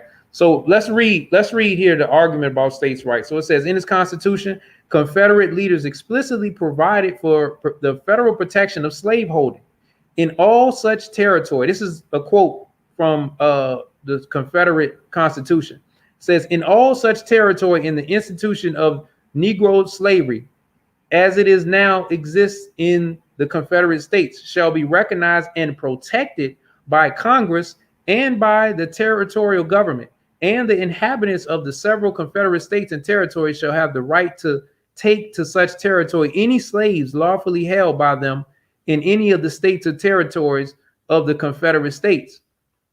So it says, in its provision that clashes jarringly it's a provision that clashes jarringly with Neo-Confederate mythos. Oh, there go that term. Huh? Oh, yeah, there go your term right there, right? How could the South succeed to preserve states' rights if its own constitution mandated legally federally protected slavery across the state borders? So you say you want states' rights, but then when you get your Confederacy, the Confederacy wants to say the state have no rights to no state has the right to get rid of slavery. That's right. That's right. That's what they are, Josh. You just they are a bunch of walking contradictions. I mean, it's just what they are. It's who they are. It's who they've always been. I'm not a Christian, but I'm familiar with the Bible somewhat. John 8:44 says, "Ye are of your father, the devil." And this is why we call these people Neo-Confederates. So I want to get to, because we got the brother Enigma, and we get excited every time somebody dares to come on and challenge the brothers that be the power. Because so a lot of them, they hear us when we're not riding on the Democrats, and they come thinking that we are somehow supporters of the Democratic Party and liberalism and all of that stuff. We're against a whole bunch of stuff that the Democrats are for. And we've probably rolled on them. What does it say? Freedmen first. That's what that F1 means, freedmen first. So I want to get through Thomas Sowell, and I want to run through, I'm not going to get into this other stuff being that we have somebody on, but I want to, let me see. Let's get into this. I want to read this. I got to read this, and then I want to share some things. I'm going to rush through it, y'all, so bear with me. I'm going to rush through this thing. Okay. Let us y'all see the headline. Mm-hmm. Y'all see that headline. It says Thomas Sowell's quixotic quest to denigrate African American culture, a critique. Let me hit that dictionary real quick. Yeah, I had to look it up earlier. I forgot that fact. I seen the word before and I looked it up before. It's just one of those words that you don't see often, so it doesn't stick with you. So this is a special report by James B. Stewart. This is for the people that keep shouting out this Thomas Sowell guy, right? This is for those people. I'm gonna call some names in a minute, and it's not to be confrontation. We're not trying to get into internet beefs. We're trying to show that we have the superior argument, point blank, period. Okay, so let me read this. Black rednecks and white liberals is the latest salvo in Thomas Sowell's continuing crusade to represent allegedly dysfunctional value orientations and behavioral characteristics of African Americans as the principal reasons for persistent economic and social disparities. Sowell, along with other Black conservatives, maintains that African Americans' lack of social advancement stems from the failure to adopt mainstream middle class Anglo-American values and behavior. So he's a graham cracker. That's what we call him on this end. Graham cracker, get it? It's kind of anyway. As in many of his previous works, Sowell's strategy in Black rednecks emphasizes the use of highly selective historical case studies. Think of the pamphlet Josh was just reading. Highly selective historical case studies designed to demonstrate that other groups have overcome presumably similar forms of institutional discrimination. That Citigroup article that I read said African Americans. Anyway, let me continue. In contrast to the record of African Americans. Along the way, he introduces and attacks a variety of caricatures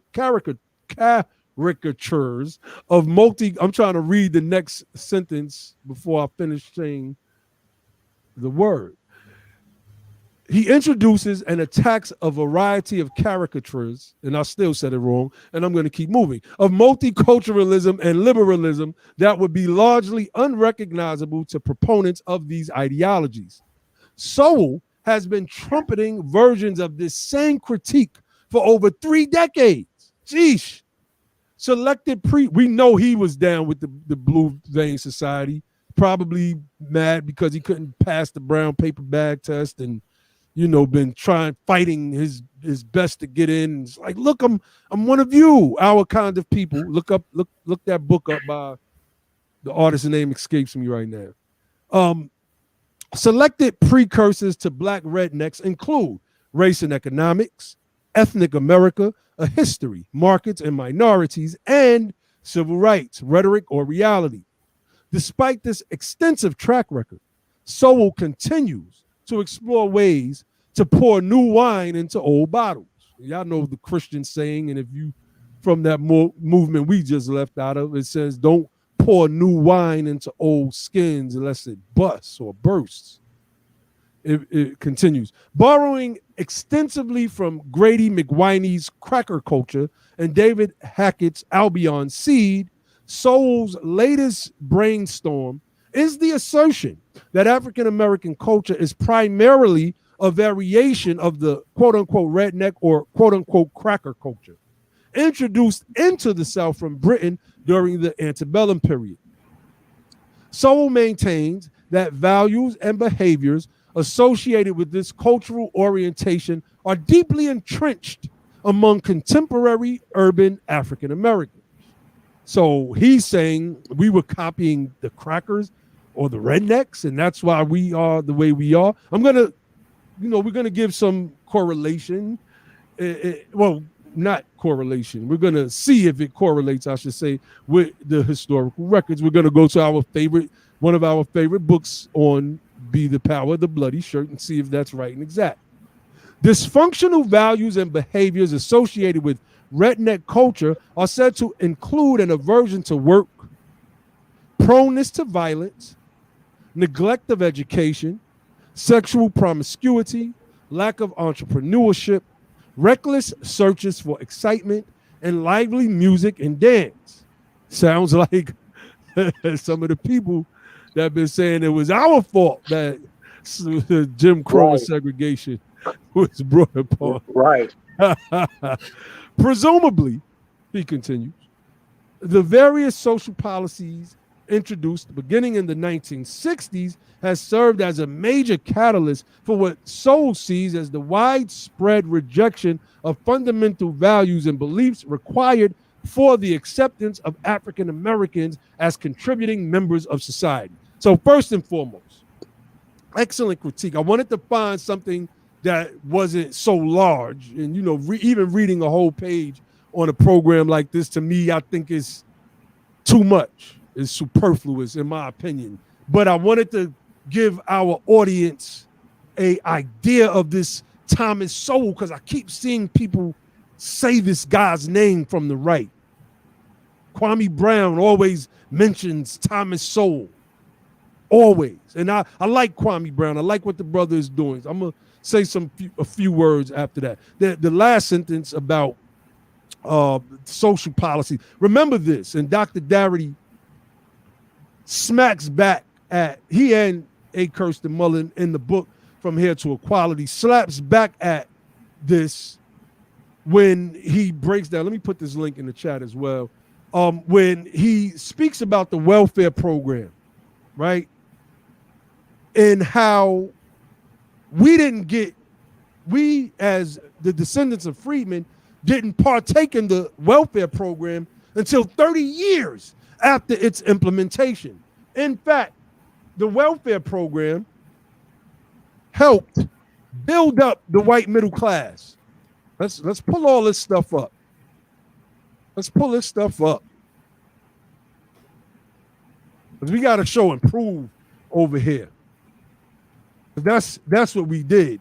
That's what we do. And that's what welfare did. So we do receipts over here. We don't just spew a bunch of useless talking points that sound good. There's several articles that you can find, but this is from Business Insider, how decades of U.S. welfare policies lifted up the white middle class and largely excluded Black Americans. Article after article after article you'll find, but I'm going to put this one in the chat. Now, there was something else in that piece that talked about us copying redneck culture. And basically, if I'm reading it right, and y'all let me know if y'all heard the same things that I was hearing, that we emulated this redneck culture, and that's why, let's see what the words so used, redneck or cracker culture, that made us averse to work, prone to violence, neglecting of education, made us sexually promiscuous, lack of entrepreneurship, reckless searches for excitement, because we invented bungee jumping and skydiving and all of the, okay, lively music and dance. Interesting. So we're going to go to one of our favorite books on the platform, The Bloody Shirt, a chronicle contemporaneous with the days right after slavery. Get this book, family, The Bloody Shirt, Terror After the Civil War. So let's read chapter 5.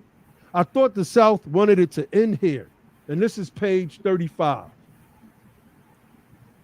In his weekly letters to the nation, Dennett, now this is the guy who has traveled from the North to the South and documented the sentiment after the Civil War. Y'all hear us read from this book all the time. In his weekly letters to the nation, Dennett nearly always refrained from offering comments or opinions, but this contradiction irked him. He was trying to be a neutral reporter. He wasn't trying to give any spin. It's like, I just want to report it how it's coming to me. But the author of this book, Stephen Budiansky, says this contradiction irked him. Quote, in the country parts of Virginia, I have seen at one time and another hundreds of white men, he observed. And, quote, and I doubt if I have seen in all more than 10 men engaged in labor of any sort. So in this point, well, we can say that Thomas Sowell is correct, right? That with redneck culture, there is some forms of laziness and aversion to work, et cetera, et cetera. Okay, we'll give you that. But remember, Dennett, the reporter from the North, is reporting on the things that he's seeing with his own eyes. A traveling companion he met on the railway going up the line for a load of timber allowed that his company, quote, can't get white men enough, end quote. Like they wasn't trying to work. Even though he was paying hands $18 a month plus board, $50 for trained carpenters. Quote, they're too damned proud to work. Rather loaf around Richmond and Petersburg. Remember, this is in Virginia, because they were so used to our ancestors doing all of the free labor. Like Shout out 804. No doubt. You gotta get that one in there. Too much Chicago and New York stuff going on this platform, huh, Josh? So it continues. And then most of the whites admitted that the Negroes in their neighborhood were doing, quote unquote, tolerably well, performing all the manual farm labor that needed doing. Then it looked at the list of destitute rations handed out by the United States. Well, basically, what Dennett is showing here is that our people went to work. Here, but nothing, Dennett found, seemed to so confirm the Southern whites in their opinion that the free Negro was shiftless, bound for extinction, that the sight of colored people wandering the roads, et cetera. So it wasn't there. It wasn't there. Everything that he is saying about that Thomas Sowell is saying about the whites, the redneck or cracker culture was true about their laziness, et cetera, et cetera. But this man, according to this document here, he said that the Negroes, they were doing tolerably well. And it wasn't him saying that. It was the reports of other whites in the South. And then he tells you what he's seen with his own eyes. These people, the Thomas, so that's why let me shout out Brother Kwame Brown real quick. I love what Brother Kwame Brown is doing. You know, there's a lot of internet beefs back and forth, and we're not going to do that. We would love to invite that brother onto our platform to have a build, because we noticed that he brings, he's in line with people like Angela Stanton King, which we agree with her on abortion and the LGBT agenda. We agree 100% with that. It's her other positions as a Black conservative pushing Neo-Confederate right-wing isms that we disagree with. Thomas Sowell he's the worst. I just think this guy's the worst, the absolute worst. And we got to have this conversation. We got to have this conversation, family, because we can't afford to have our people jumping out of the frying pan, which is the Democratic Party, into the fire of the Neo-Confederates, the Republican Party. We must form our own, the Freedmen Party or the Libertine Party. Libertine is another word for freedmen, not libertarian, because that's the excuse that Black conservatives try to use. I'm not a conservative while spouting every conservative talking point. I'm a libertarian. That's right. This is saying the same thing. Really, what you're saying when you say I'm a libertarian, what you're saying is my economic position is, this is let me say, it's like the libertarianism a lot of times is the economic position of Confederate slave owners, right? That's right. That's pretty much what you say. I have the economic ideology of Confederate slave owners. Hey, Larry Elder is another one. Oh, my bad, Josh. Mm-hmm. Brother Chris just Larry Elder, bring these people on our platform. We will dismantle them. Is the brother Enigma still there? Yeah, he's still here. Y'all ready to bring him on? Yeah, come on. Let's see. Okay, let's bring him on. Let's bring him on. Peace, brother Enigma. What's going on with you? Glad to have you on Be the Power. Peace. What's up, everybody? Okay, so you made some comments in the chat that we were basically begging for reparations. You made some other comments that we've debunked 1,000 times over on this platform. So we're going to give you the opportunity to say your piece and make your arguments. All right. My thing is, you could come at this world from a position of strength or a position of weakness. And I choose to come at it a position of strength. And I believe in Sankofa. Can you hear me? Oh, yeah. Yes, definitely. Yeah. So I look back at a time in which things actually succeeded. So I like what you say about the Freedmen, because the Freedmen's Bureau did show that they built all of the schools, the HBCUs that we so proud of right now. It's separate from the United States. They had a central bank. Now, those three things is something that we can do right now. We could have a central bank or create one of our 9 banks right now. It's only like 9 to 10 banks in the United States that's Black owned. We could actually empower those banks, and we could actually separate ourselves, even though we can have citizenship with the United States, but we could also determine that we can have our own republic.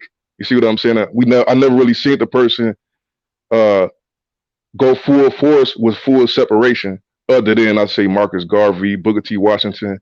But right now, Nigeria is begging China for $1 billion. There's no reason why Black America can't give Nigeria $1 billion to develop their pipeline. Hold on. You said a lot. Okay, let's start. Can I? Yeah, go ahead. Let's. Where you gonna start, Josh? Well, first, I just want to ask the brother: have you ever heard of this book called "The Color of Money"? by No, Mercer Baradaran. All right. I never read it. I heard about it. Okay, cool. I would suggest you get that book, brother. If you want to even start, you can just watch some of her YouTube videos with talking about the book. But I would definitely recommend you get that book, because one of the things that she talks about in there is the limitations of black banking. Now, let me just break down for you how essentially there's a problem with that. And first of all, It's we a got to problem look with at, black banking. yeah, That's what you say? the Yeah, problem with yeah, black yep. banking. So the So you're problem saying with we black, shouldn't have black banks? Wait, hold on, brother. Let him make his Go ahead. point, and then you could go ahead. what I'm Because saying we is, noticed that. Wait, hold on, Josh. When people come on the platform, especially those that have that right wing leaning, pull yourself up by the bootstrap mentality, they try to filibuster and overtalk and interrupt. All right. Let's try to have, sometimes interjection is fine, but let's let So the you points be made. stereotyping me? Yeah, I'm doing that. Go ahead, Josh. All right. yeah, we're just trying to keep a respectful dialogue. So what we're saying is, no, yeah, black banking is an issue with our current economic state. And when you say that, why can't Black America finance Nigeria? I just told you, I don't know if you were listening earlier when I said the middle Black family in the Washington, D.C. area is worth $3,500, while the middle white family is worth $573. But if you look at the across America, the middle Black family is worth around $1,400, and this is pre-COVID numbers and estimations, right? If you take out the percentage of, you look at the percentage of wealth that we hold is somewhere around 2%, of the wealth. Now, we don't get to spend our money in Nigeria, right? We have to spend our money in America. So when you hear people say, well, why can't Black America give, that statement like you made instead of China, is because, number one, we don't have a separate nation where we can create our own currency. So when you're talking about separation, you're talking about having the ability to create your own sovereign currency. That's not so. A lot of times the argument comes from the statistic talking about Black buying power and spending power, and that does not measure the ability for us to have financial power. I mean, economic power to go and build wealth, or let alone give a loan out to a foreign country, right? Two things. Go ahead. Can I respond? Okay. China has a central bank, the Bank of China, in which they lend out trillions of dollars all over the world, really. Even into the United States, they lend money to industries here too. A Black bank can operate the same way. No, we have the average Black person have bank accounts in Chase, Bank of America, these white-owned corporations, white-owned banks, and they lend your money out to their own self. So wait, hold on. Name the Black bank that you're speaking about that we should put our money in, so we should give $1 billion to Nigeria. Okay. Well, I'm talking about, they have an infrastructure project in which they're trying to expand their pipeline to provide like more electricity. But they're trying to get $1 billion. But this is I got 3 banks right now, right? I still got US Bank. I found out how racist they is, so I had to search and find a Black bank. So I found the bank in Louisiana, New Orleans, called Liberty Bank and Trust, but they also have a headquarters in Chicago. No, they have a branch in Chicago, so it's easy to get to. And One United is another Black bank that's fully online, and they're headquartered in Michigan. But why not empower them? Why not give them the money so they could in turn not only invest in foreign, infrastructure projects, but also domestic projects? So hold on. We gotta jump in here. We gotta jump in here. Hey, Naheem, can I say something real quick? Okay, go ahead, brother. Just to the fact that the brother jumped from the United States of America to doing something in Nigeria, right? Mm-hmm. That was just an example. Yes, I understand, but we have to address that example because it's just a not right example, because the bottom line is Nigeria should be doing something for us, and they're a sovereign nation.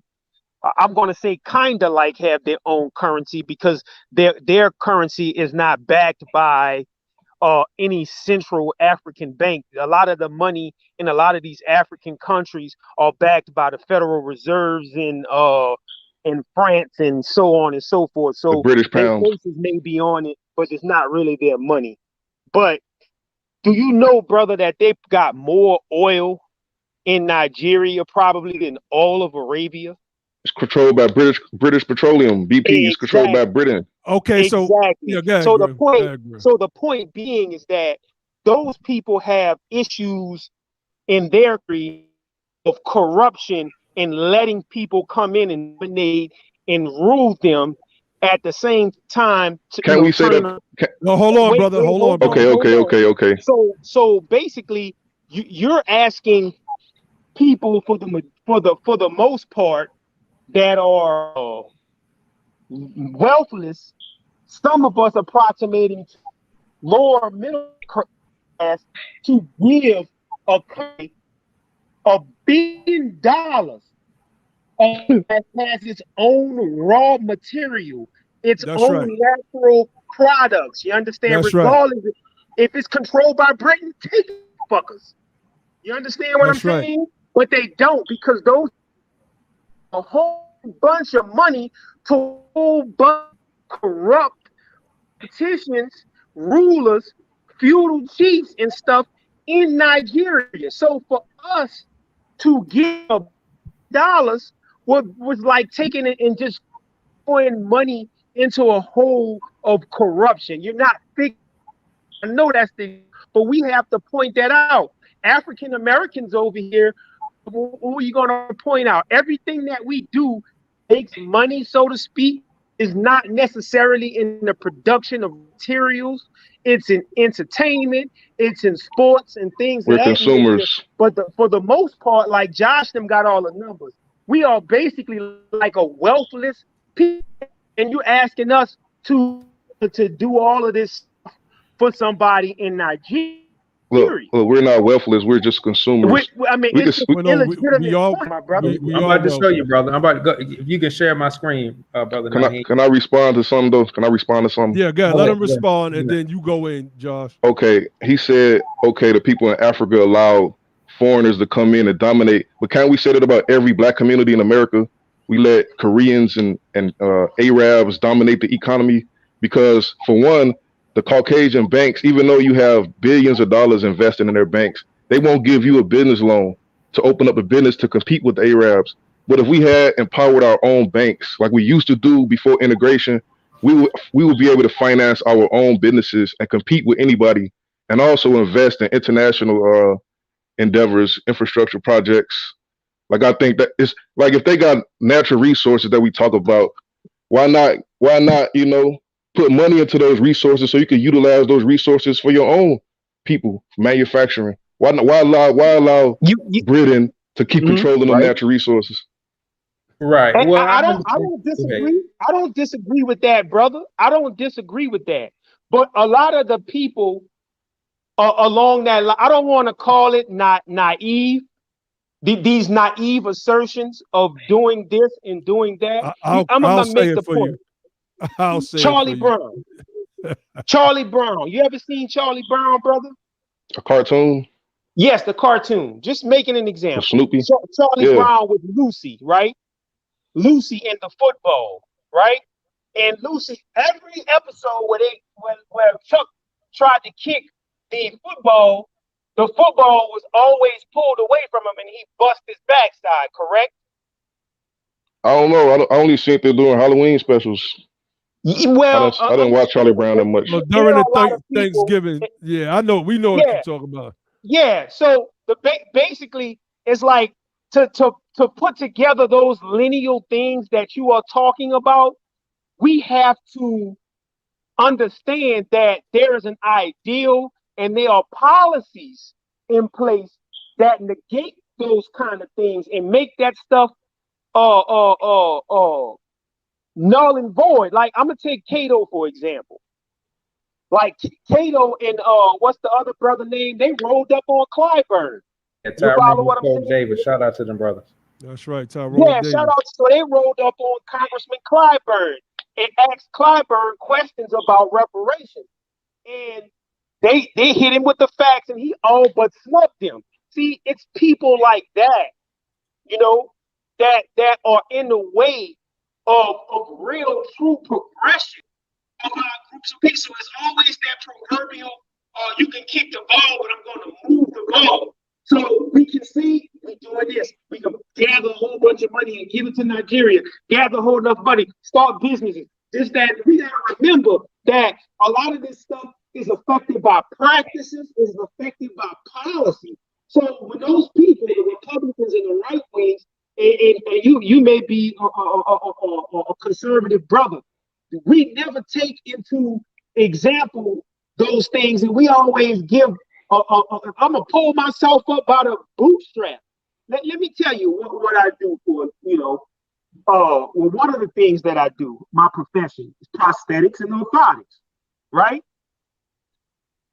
Now, when I got a job at, I'm not gonna name the place, but this prosthetic and orthotic facility is one of the biggest in the country. It's been around since the Civil War, making prosthetics for freaking Confederates, right? Union soldiers. Now, those people, when I got out of the military, those people basically hired me at a certain rate, right? And now I'm educated, I got degrees, I got certificates, so on and so forth, right?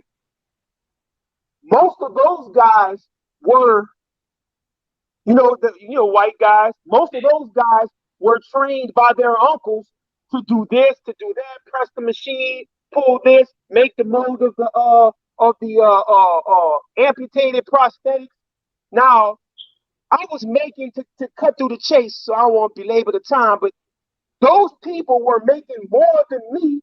You understand what I'm saying? With certifications, degrees, veteran military service. Now, they wasn't going to tell me how much those people were making, but I heard a conversation and I interrupted those guys when they talked about how much they were making.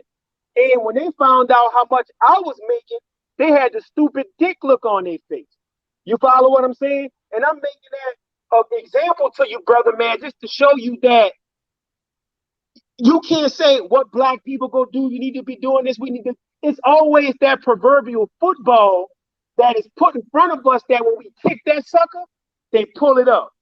And it's not just them. Some of our people assist them as well in policies that don't make the thing right. So, we can't just keep making these conservative points of pulling ourselves up by the bootstrap when it's, and just say, oh, y'all complaining, when it's systems and policy put in place to stop progression.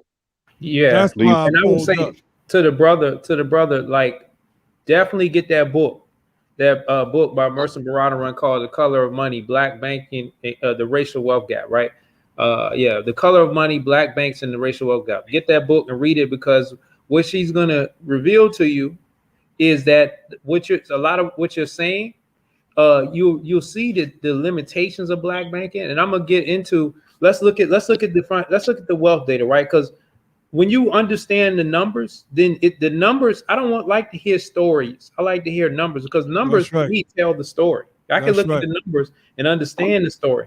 And when we look at the numbers, let's look at first. I'm gonna go in levels, and I'm gonna go like the distribution of the wealth within group, right? So this is talking about, this is the Federal Reserve, okay, and they're talking about the distribution of assets and wealth across racial groups. So you can see here, as you can see, this group is white folks over here. And they talk about real estate, consumer durables, corporate equities, mutual fund shares, pension entitlements, private businesses, and other assets. And they're all represented by those colors. Yeah. Each one of those points. So, and this is black wealth down here, right? Do y'all need me to zoom in a little bit? Just a little bit. All right, let me zoom in real quick. Zoom. All right. Yeah. So is that good? Yep. All right. So look, Pete, this is white wealth, black, Hispanic, other. Let's look at how much white folks have in real estate, 25.93 trillion. Let's look at how much black folks got in real estate, 1.87 trillion. Now let's look at consumer durables, right? They got 5 trillion. We got 430 billion. Now, consumer durables, that's like your car, your furniture, and that kind of stuff. So if you look at it, like we have a fraction of the land, the value in real estate that they have. I would say this though, we used to have nothing, so it's obviously some type of progress, right? No, that's not true. We if had you a look lot at of the home ownership numbers since 19. When you was a slave, what you had, what you own when you was a slave, what you have, nothing. That's different. But this is obviously a difference between that and they. But I'll say this: the common denominator. That's a straw man argument. What's the common denominator? You don't have any banks. After slavery, no. Hold on, bro, because you're doing that thing again. We don't do that here, man. We don't do that. After slavery, we were actually able to pull ourselves up by our bootstraps, and we kept doing it. We went out west, and we started to build. We escaped from white folk. White folk followed us. Western expansion brought the white supremacists with them, burned down and tore down and took away from us. We own less land now than we did just 50 years ago, just 100 years ago. So, like, bro, you're coming on a platform where you don't have enough information. Yeah, that's what we're trying to teach right now. That's this. We're trying to teach you some things right now. And I hear what you're saying about banks. I'm getting to the point. What I'm trying to show you is with a lack of like banks, what banks do, banks are not a benevolent service to society, right? Banks are making money off of people. Period. That's what the banks do. The banks, they take money and they also give out loans which they get to count as assets. They charge fees. They do all this type of stuff. Like when you're talking about a black bank, for a black bank to succeed, they need to get white money because white money is really like participating in American capitalism.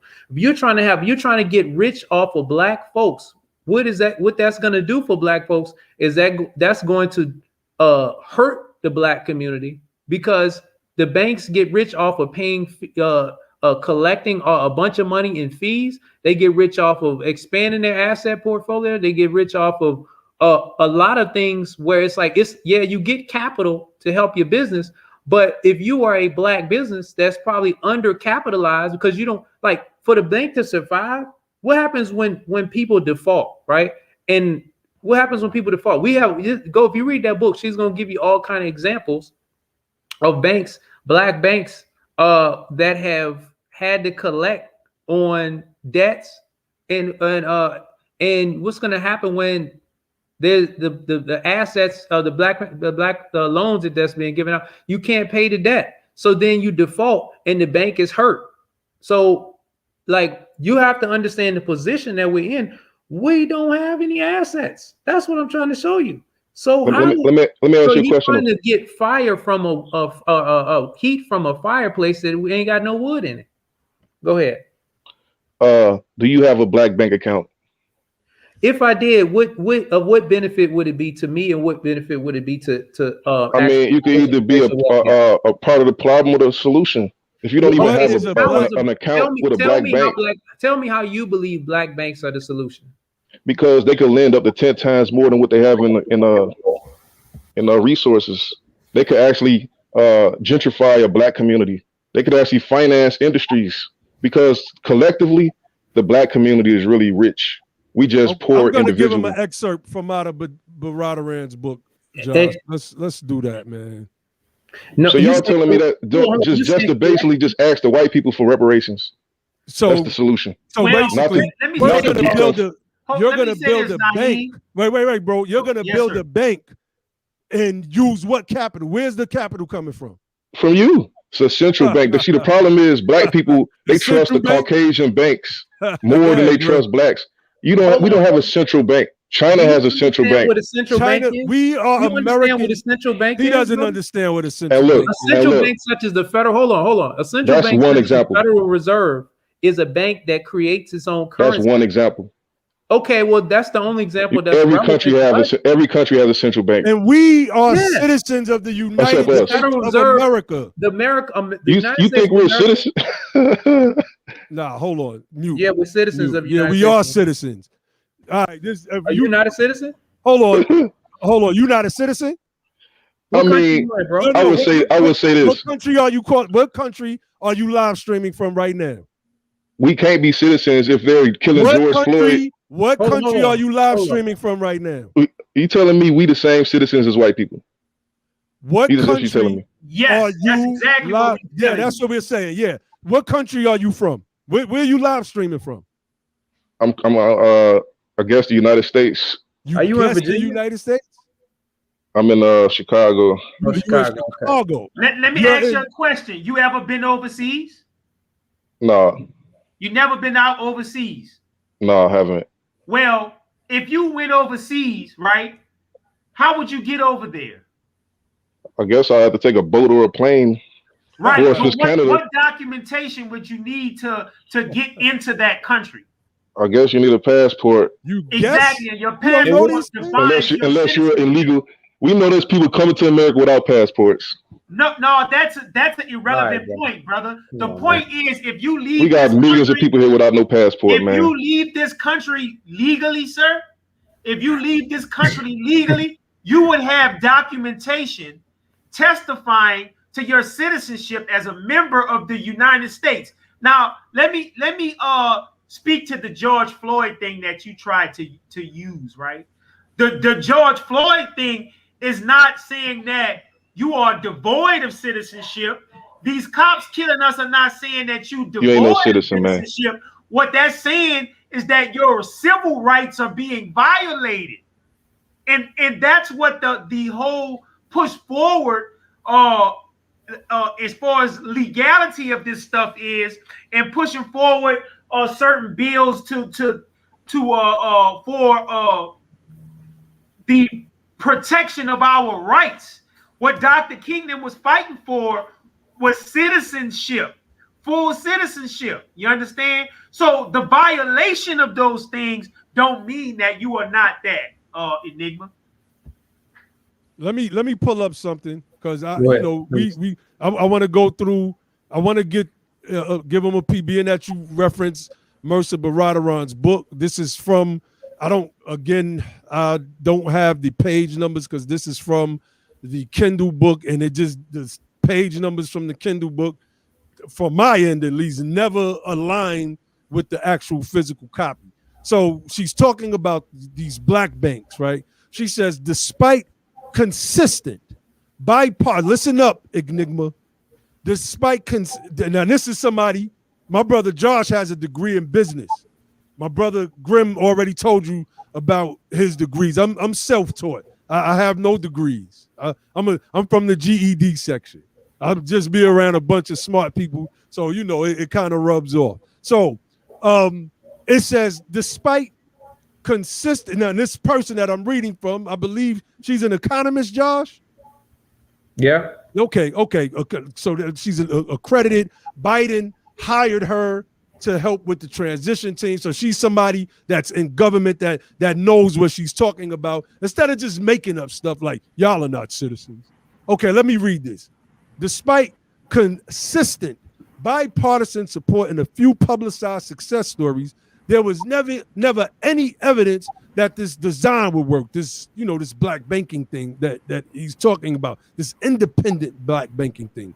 The very circumstances that created the need for these banks, discrimination and segregation, permanently limited their effectiveness and would ultimately cause their demise. The catch-22 of black banking is that the very institutions needed to help communities escape deep poverty inevitably became victims of that same poverty.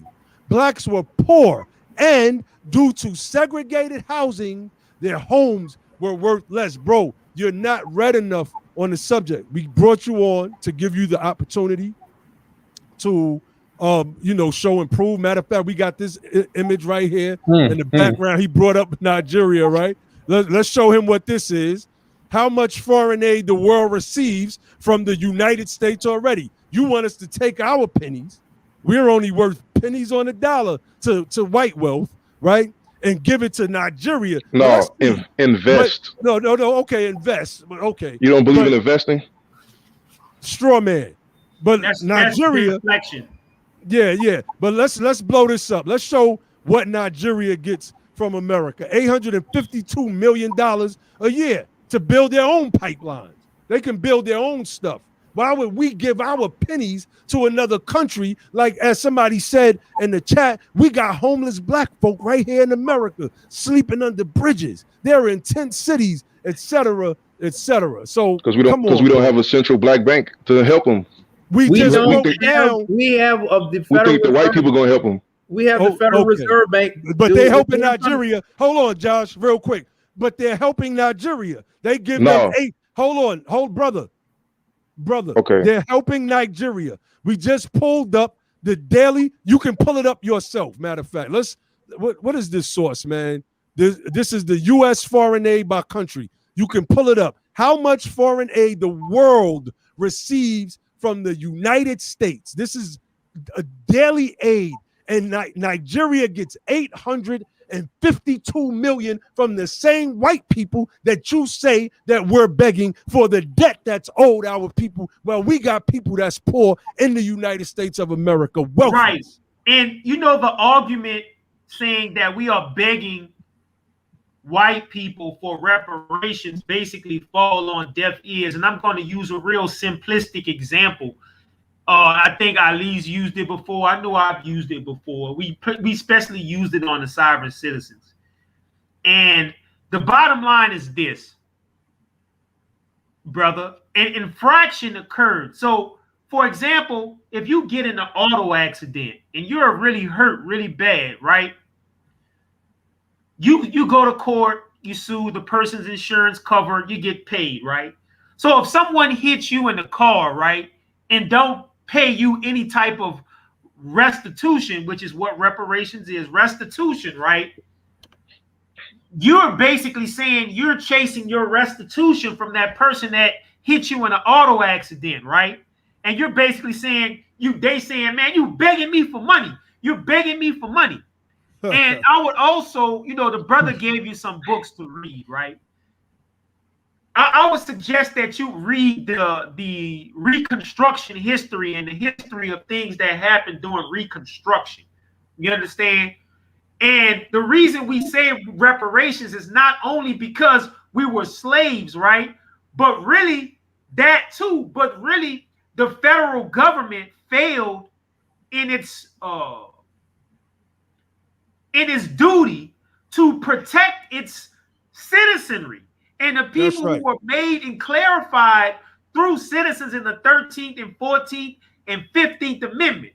The federal government, and after the Civil War, right, they were restoring our rights. They passed plethora of laws, congressional legislations, constitutional amendments to restore the slaves who were citizens, but they were citizens with disabilities, like what Ali says.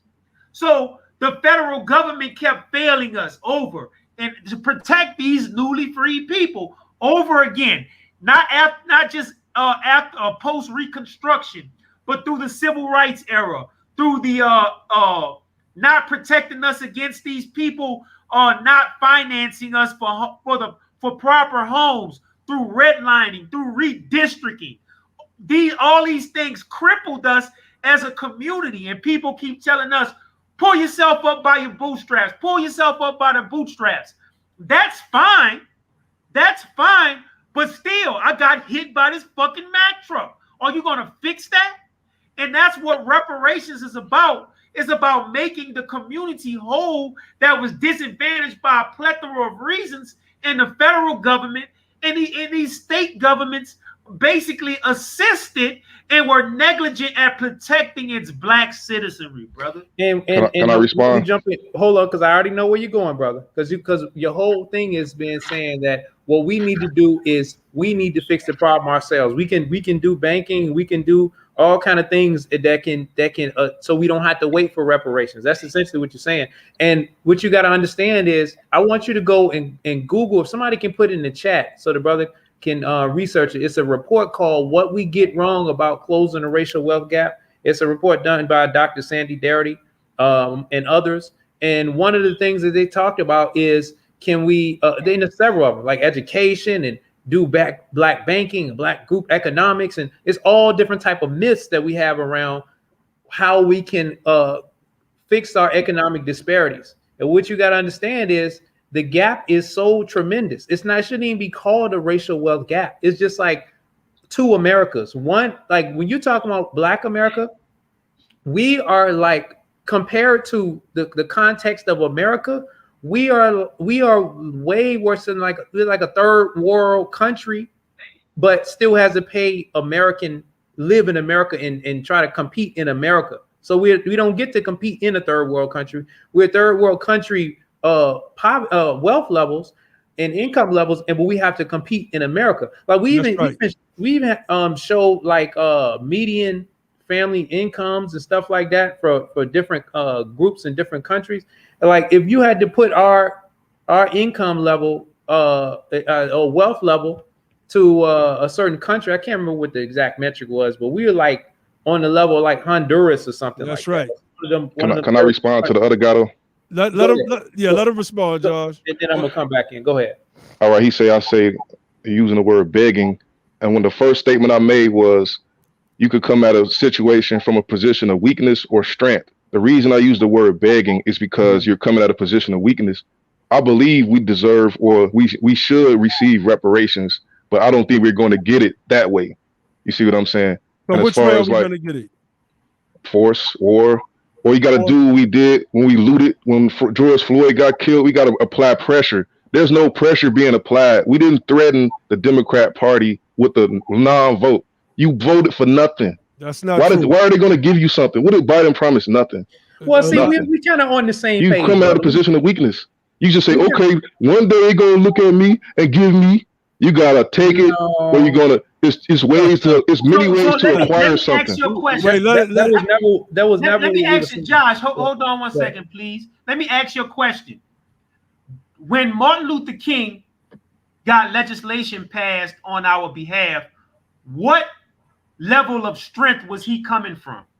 2 million people in Washington, D.C. Well, put it like this, brother. What we have the same thing. People are protesting. Where the 2 million people? So basically, what you're saying 2 million now, but basically you talking about having a central blank. That's the position of strength that you're really coming from. So that answer that you just, that's just in general. Hold on. That's just a necessity. That you really gave is basically deflected. We talking about a people that wasn't as influential as we are now back in the 60s, 50s, 30s, and 40s, right? Getting stuff done in 1965. Getting stuff done. A bunch of poor people, right? We had banks back then. Hold on. A bunch of powerless people were doing that stuff, right? So what are you talking about, brother, that we not coming from a position, because we are stronger now than those people are. Look. And the thing about it is that if people were back there in the civil rights era saying that Dr. King wasn't going to do nothing, he's a troublemaker, he's doing this, he's begging for this, he's doing that, you understand what I'm saying? The same thing is going now with the reparations argument. People are saying this ain't going to never happen.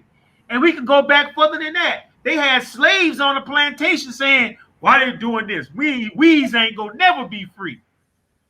So we can't come from those stances, brother. Yeah, I agree with that, Graham. But let me say, when we are looking at like what you're saying now, as far as applying pressure and stuff like that, that's kind of what we're doing. That's what we're talking about. One of the strategies that we talked about is, for those who may be new or unfamiliar with the BTP platform, we interviewed the brother Charles Blow, who wrote a book called The Devil You Know. And if you haven't read that book, that's another book. We drop in books. So I hope you're taking notes or go back and review this, because you need to read all of these books. You need to read all of these books. The whole family, y'all need to read all of these books. In this book, it talks about it's a strategy that we're promoting on how we can get the power to make this thing happen. and to best apply pressure to make this thing happen.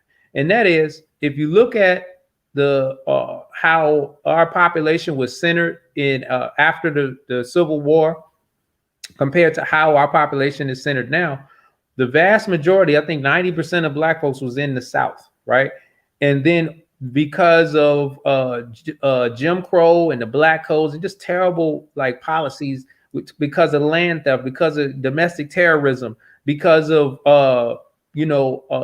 economic depravity, because of a various array of reasons, all centered around targeting us. We fled the South and we went to other destination cities: New York, New Jersey, Philly, Cali, Detroit, Chicago, etc. Right? And now we look at, I think 50, what is it, 45%? Hey man, did that brother fall asleep? Huh? No, he's still. Oh, I thought he fell asleep. Yeah, he looked like he laid down, man. All right. Yeah. He's trying to figure out a way to create a comeback to all of these excellent, great arguments. I'm just listening because y'all think I'm just going to interfere and interrupt everybody. Oh no, you good? All right. So now what we're saying is, we got to understand that a large part of the effort to run us off and to cause terrorism against us was to take away, to disenfranchise us so they can have political control, right, of those states and those local governments. And when we had to flee and when we escaped the South and during the great, what a lot of people say the Great Migration, I say the Great Escape, to go to other cities like Chicago that you win. That's what right. that did was that lessened our potential for power at the ballot box in those states. So that's why you don't see Black governors and you don't see Black legislators like you saw in the post-Civil War, in the Reconstruction period, right? In those golden years after the Civil War when we were getting in power. They instituted domestic terrorism, Ku Klux Klan and other groups, and pretty much even did like over what is it called, insurrections to stop the election, all that kind of stuff, man. So what we're talking about today, we need the return home or the back home strategy, or what Grimm said, the Southern strategy, where we need a certain, if just half, I think if just 22% of the population came back to the South, right, we will be able to have control of 6 states, the majority population controlling 6 states, and we will be able to get 12 Senate seats and a whole bunch of House seats. Look, Josh, the state House and the governments. Go ahead, Josh. I don't think the brother cares about any of that stuff, man.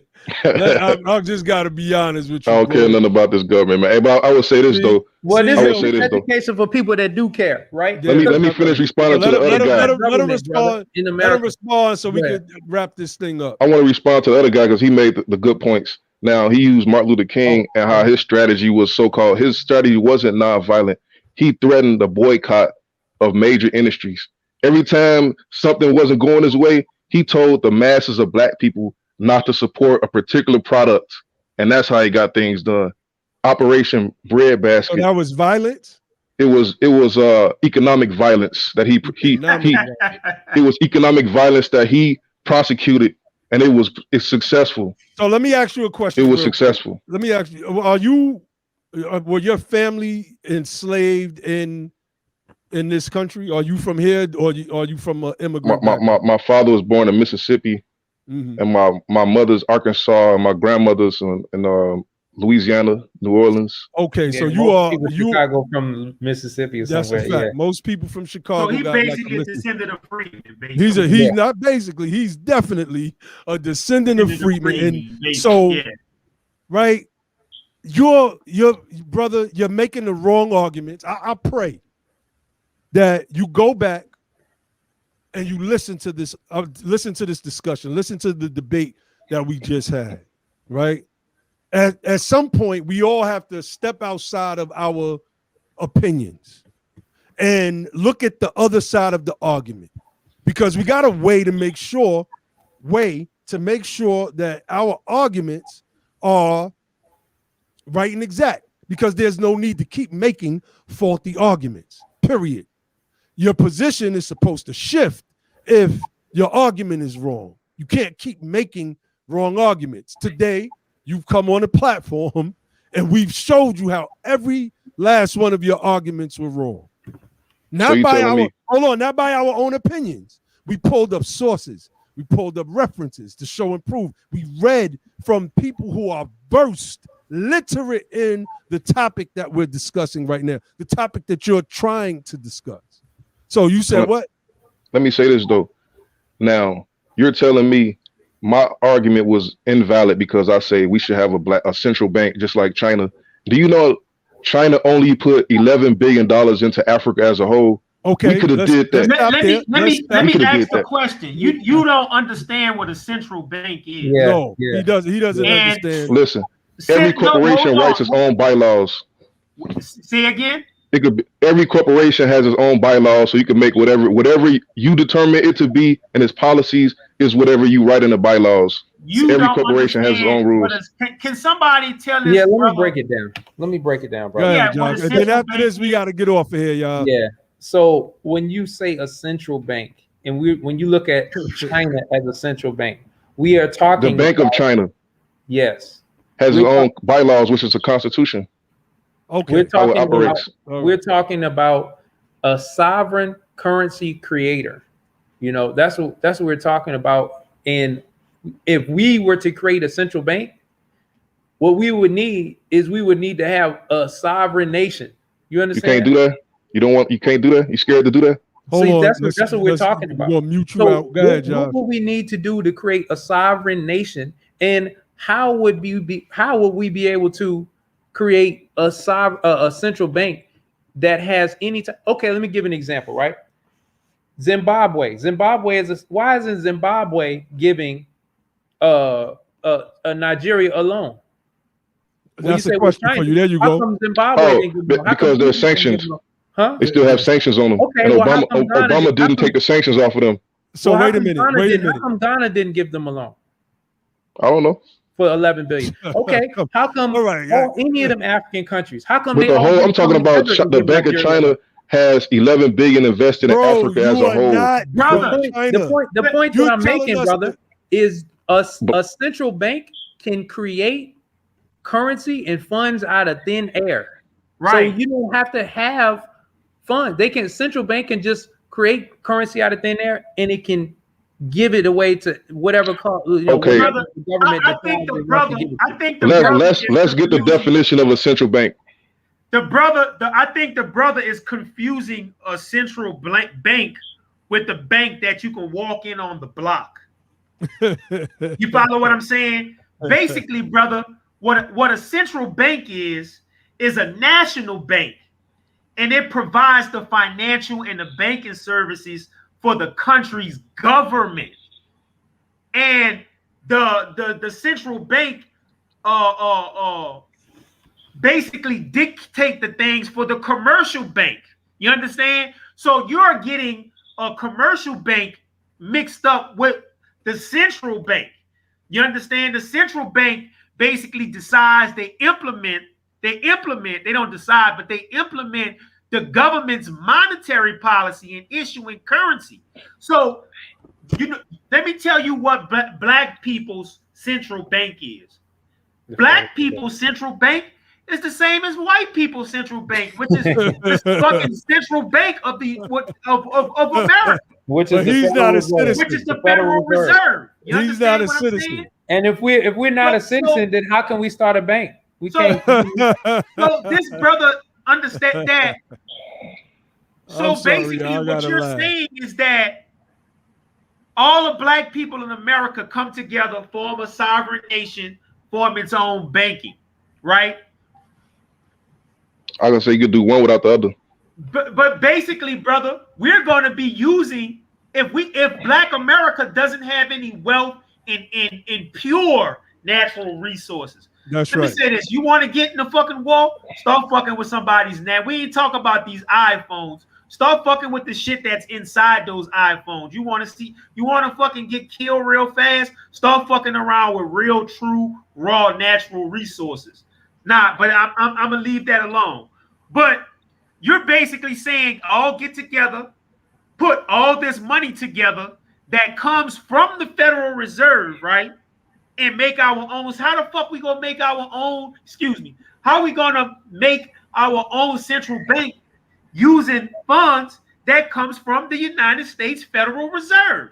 The same way OPEC does the petrodollar. All right. Let me say one more thing, brother. Let me say one thing. Go ahead. This is getting goofy now. Yeah, it's getting goofy. Go ahead. Y'all just trying to, y'all making excuses, man. Hold on, right. excuses, brother. Let's get this dude out of here. We got him out of here. Go ahead, Josh. I gotta say this, brother. Look, and I like when we bring people like this on because it just shows that it gives us a chance to address other people who may be watching who don't know, and so they probably hold some of the same views or maybe feel a certain way. They didn't even know they hold goofy views. Goofy views. Go ahead. But it's a lot of it has been repeated on various platforms that may be pro-black power platforms. You feel real empowered and tough, and I'm extra black and I'm triple black and super. We going ultra black, like I said, right? But you just repeating some of the talking points of either Richard Nixon and Ronald Reagan, right? Richard Nixon, who his black power, he co-opted the black power rhetoric and all that kind of stuff, and we did a program on that. Mercer talks about it that in her book. Or you're repeating a pro-Confederate talking points. That wasn't really what he was doing, but he was doing the former, right? But what he doesn't understand is if you take the bottom half or up to 60% of Black America combined and put them all together, we don't even have collectively a single penny. That's right. Half of the population. If you put them together, the bottom half of the population put together is negative, in the hundreds of billions, 150 or 200 billion dollars, right? Up to the 60th percentile before you even get close to getting to zero. That's right. What you got to understand is who are these people that you think, right? If we take let's say we need to take half of Black America and we want to do pro-black, we want to do business investments. So we want to loan Nigeria, who, if you're going to loan somebody, why don't you loan white folks? Well, they got some money. They can pay the loan back. Not Nigerians, where they going to come and steal the money. Nigeria, you don't understand it. Go ahead. Yeah, and they getting money from the government, the U.S. every year. I showed the dude that. You would think that he would shift his position after that. Be like, damn, I didn't know that they was getting 800 and what was it, 24 billion dollars every single year. I didn't know that. He kept on. It just shows how ignorant. It shows how ignorant a lot of our people are. We showed this dude that he don't know what a freaking central bank is. I'm gonna say this to the audience and to the people listening, man, how powerful this Friedman philosophy is, and how this particular episode is one of many that shows how powerful this Friedman philosophy is, man. Now, this dude couldn't get 1 point in edgewise. They probably had some guy look like he was some kind of Moor or whatever in the group, amening what he was saying. Yep. But the bottom line, I know who that was. The bottom line is how you gonna tell somebody that we're making excuses and we point for point disproved everything you said, right? And at the end of the whole conversation, showed him that he didn't even know what a central bank was. And his only thing was saying that we're making excuses. And that's why I don't always put myself out on the limb for these people. Because in certain context, in order to get to where we have to get, it's going to take the miracle of fire to basically, man, get rid of a contingency of our people that are in the way.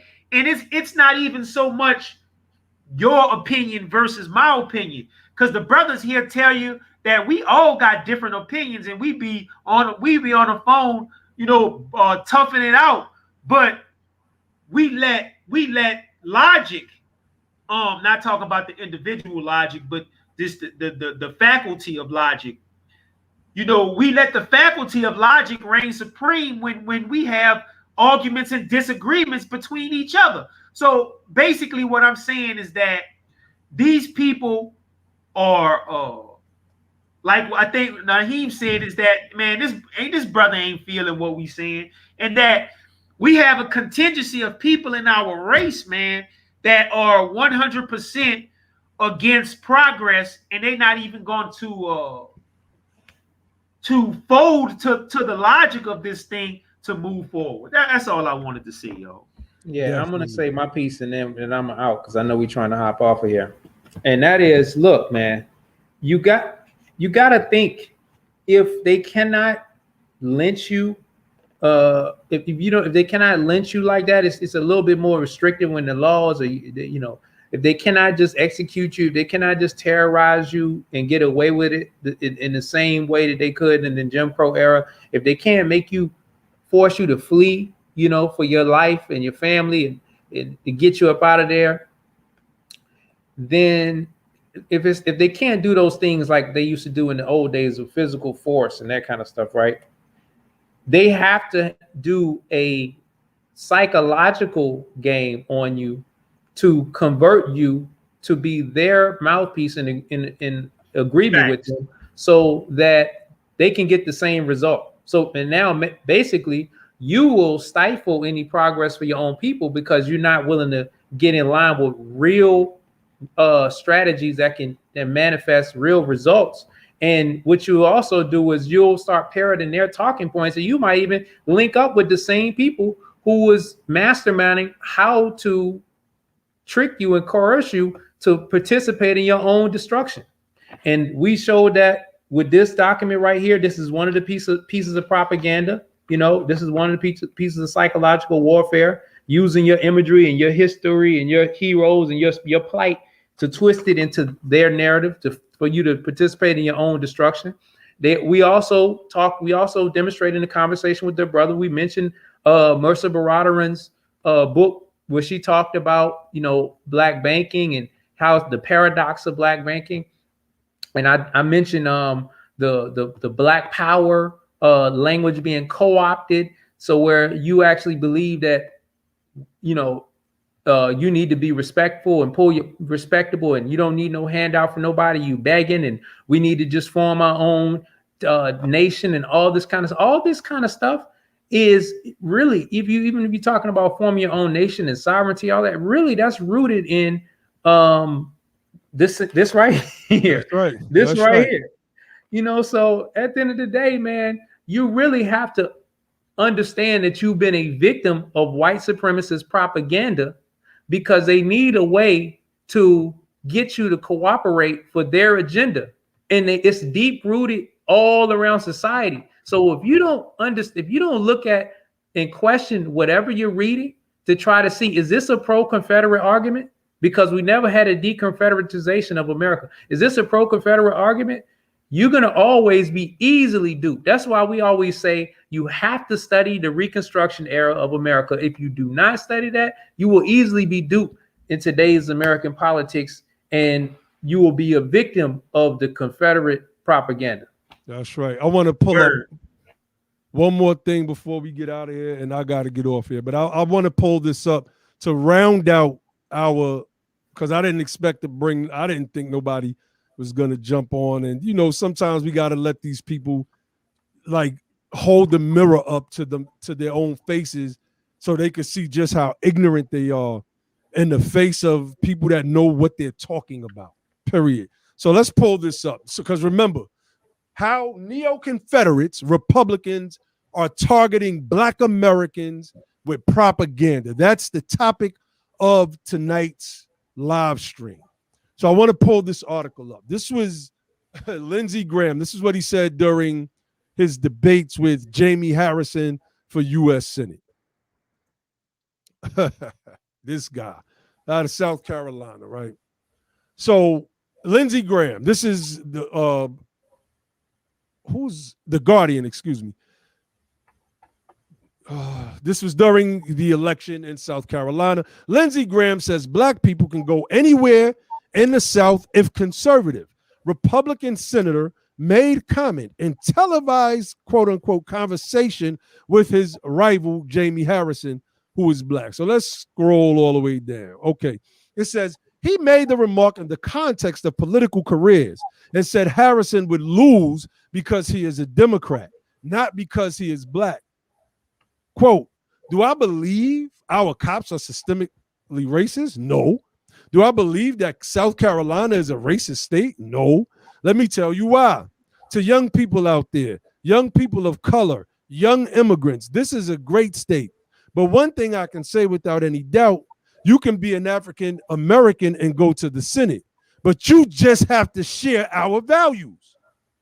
Kwame Brown speaks about go along to get along, right? So he's basically saying you can be a walking epitome of cognitive dissonance here in the racist state of South Carolina. It's always been racist, Lindsay. The police system in the United States of America has always been racist. I don't know what the hell this guy's talking about, but, you know, he has to appease his base.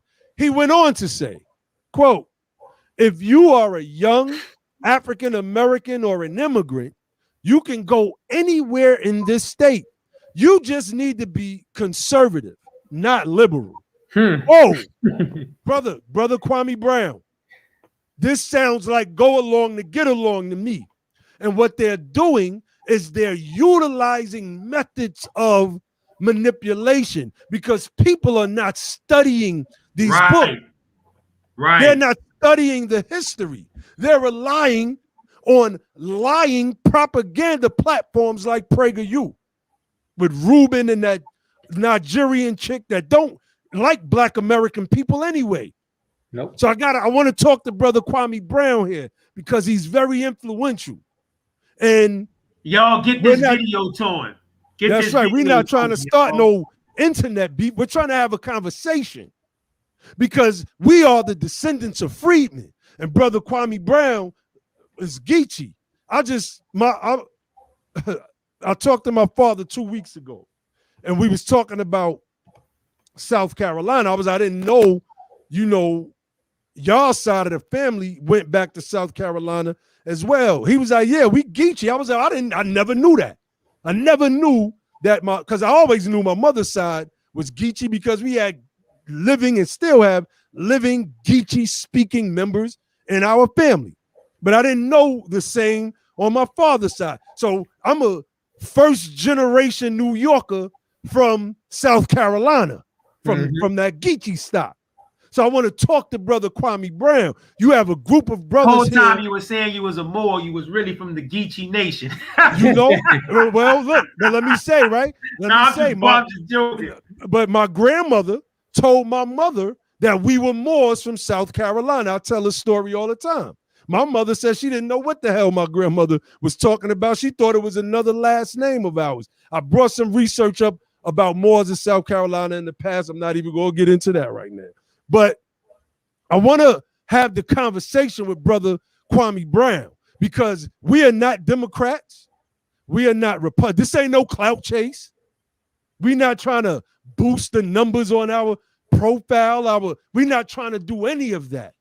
We just feel that because of the failure of the feckless Democratic Party when it comes to our issues, that the Republican Party being or seemingly being the only other alternative is the way to go.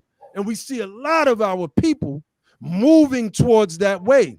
And so they are invoking names like Thomas Sowell and Larry Elder. These people wouldn't come on this platform. We would eviscerate them in an argument. I can pick anybody from out of our audience and bring them on, and the brothers from BETHEPOWER can fall back and they will eviscerate Larry Elder in a debate. Absolutely destroy him. We are not Democrats. We are not Republicans. We are not liberals. We are not conservatives. We are freedmen, reparationists. That's who we are. We are a policy-centered group, and we need to be having a larger conversation with our people who are now influencing the masses. We don't want the drama, the YouTube beef. We want to have a conversation. So please make sure y'all get this video to our brother Kwame Brown. We went in on Thomas Sowell by just reading some of the critiques. And then we went into the historical records from the people that did the research on what actually happened in the South. Name of this book is called The Bloody Shirt. Get that. That's another book. Make sure you get that Enigma.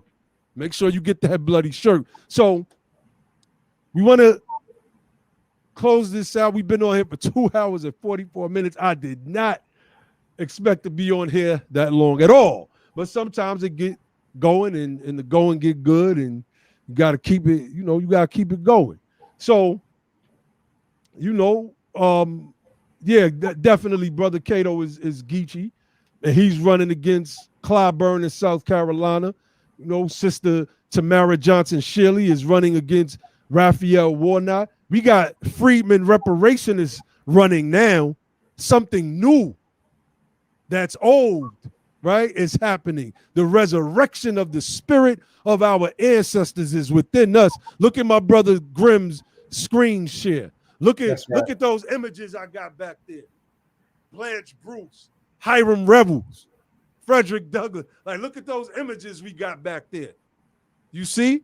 Like, this is our tribe. We're not no Native American Indians. This wasn't our land as insofar as we ran some governments here. Aboriginal, indigenous, autochthones. The Aboriginal, indigenous, autochthones. Most of our families were enslaved because they were brought over here on slave ships. I'm not ever going to deny that some of us were here, but I will say that they too became slaves. And I brought that out in a prior live stream that we did. I can't even remember which one at the time. So, I mean, it is what it is, family. We came on here to show how these Neo-Confederates, because it was the Confederates that terrorized the freedmen. So we, in a sense, are the Neo-freedmen. And we are doing this battle against the Neo-Confederates in a way that our ancestors could not, because they can't beat us. We ain't scared of them at all. So I'm going to leave you all with the party platform, which is don't just fight the power, become the power. And then and only then will you have the power to make a change. And with that, I say peace. Freedmen first, family. F1. Get that hashtag out there. Freedmen first. F1. Peace.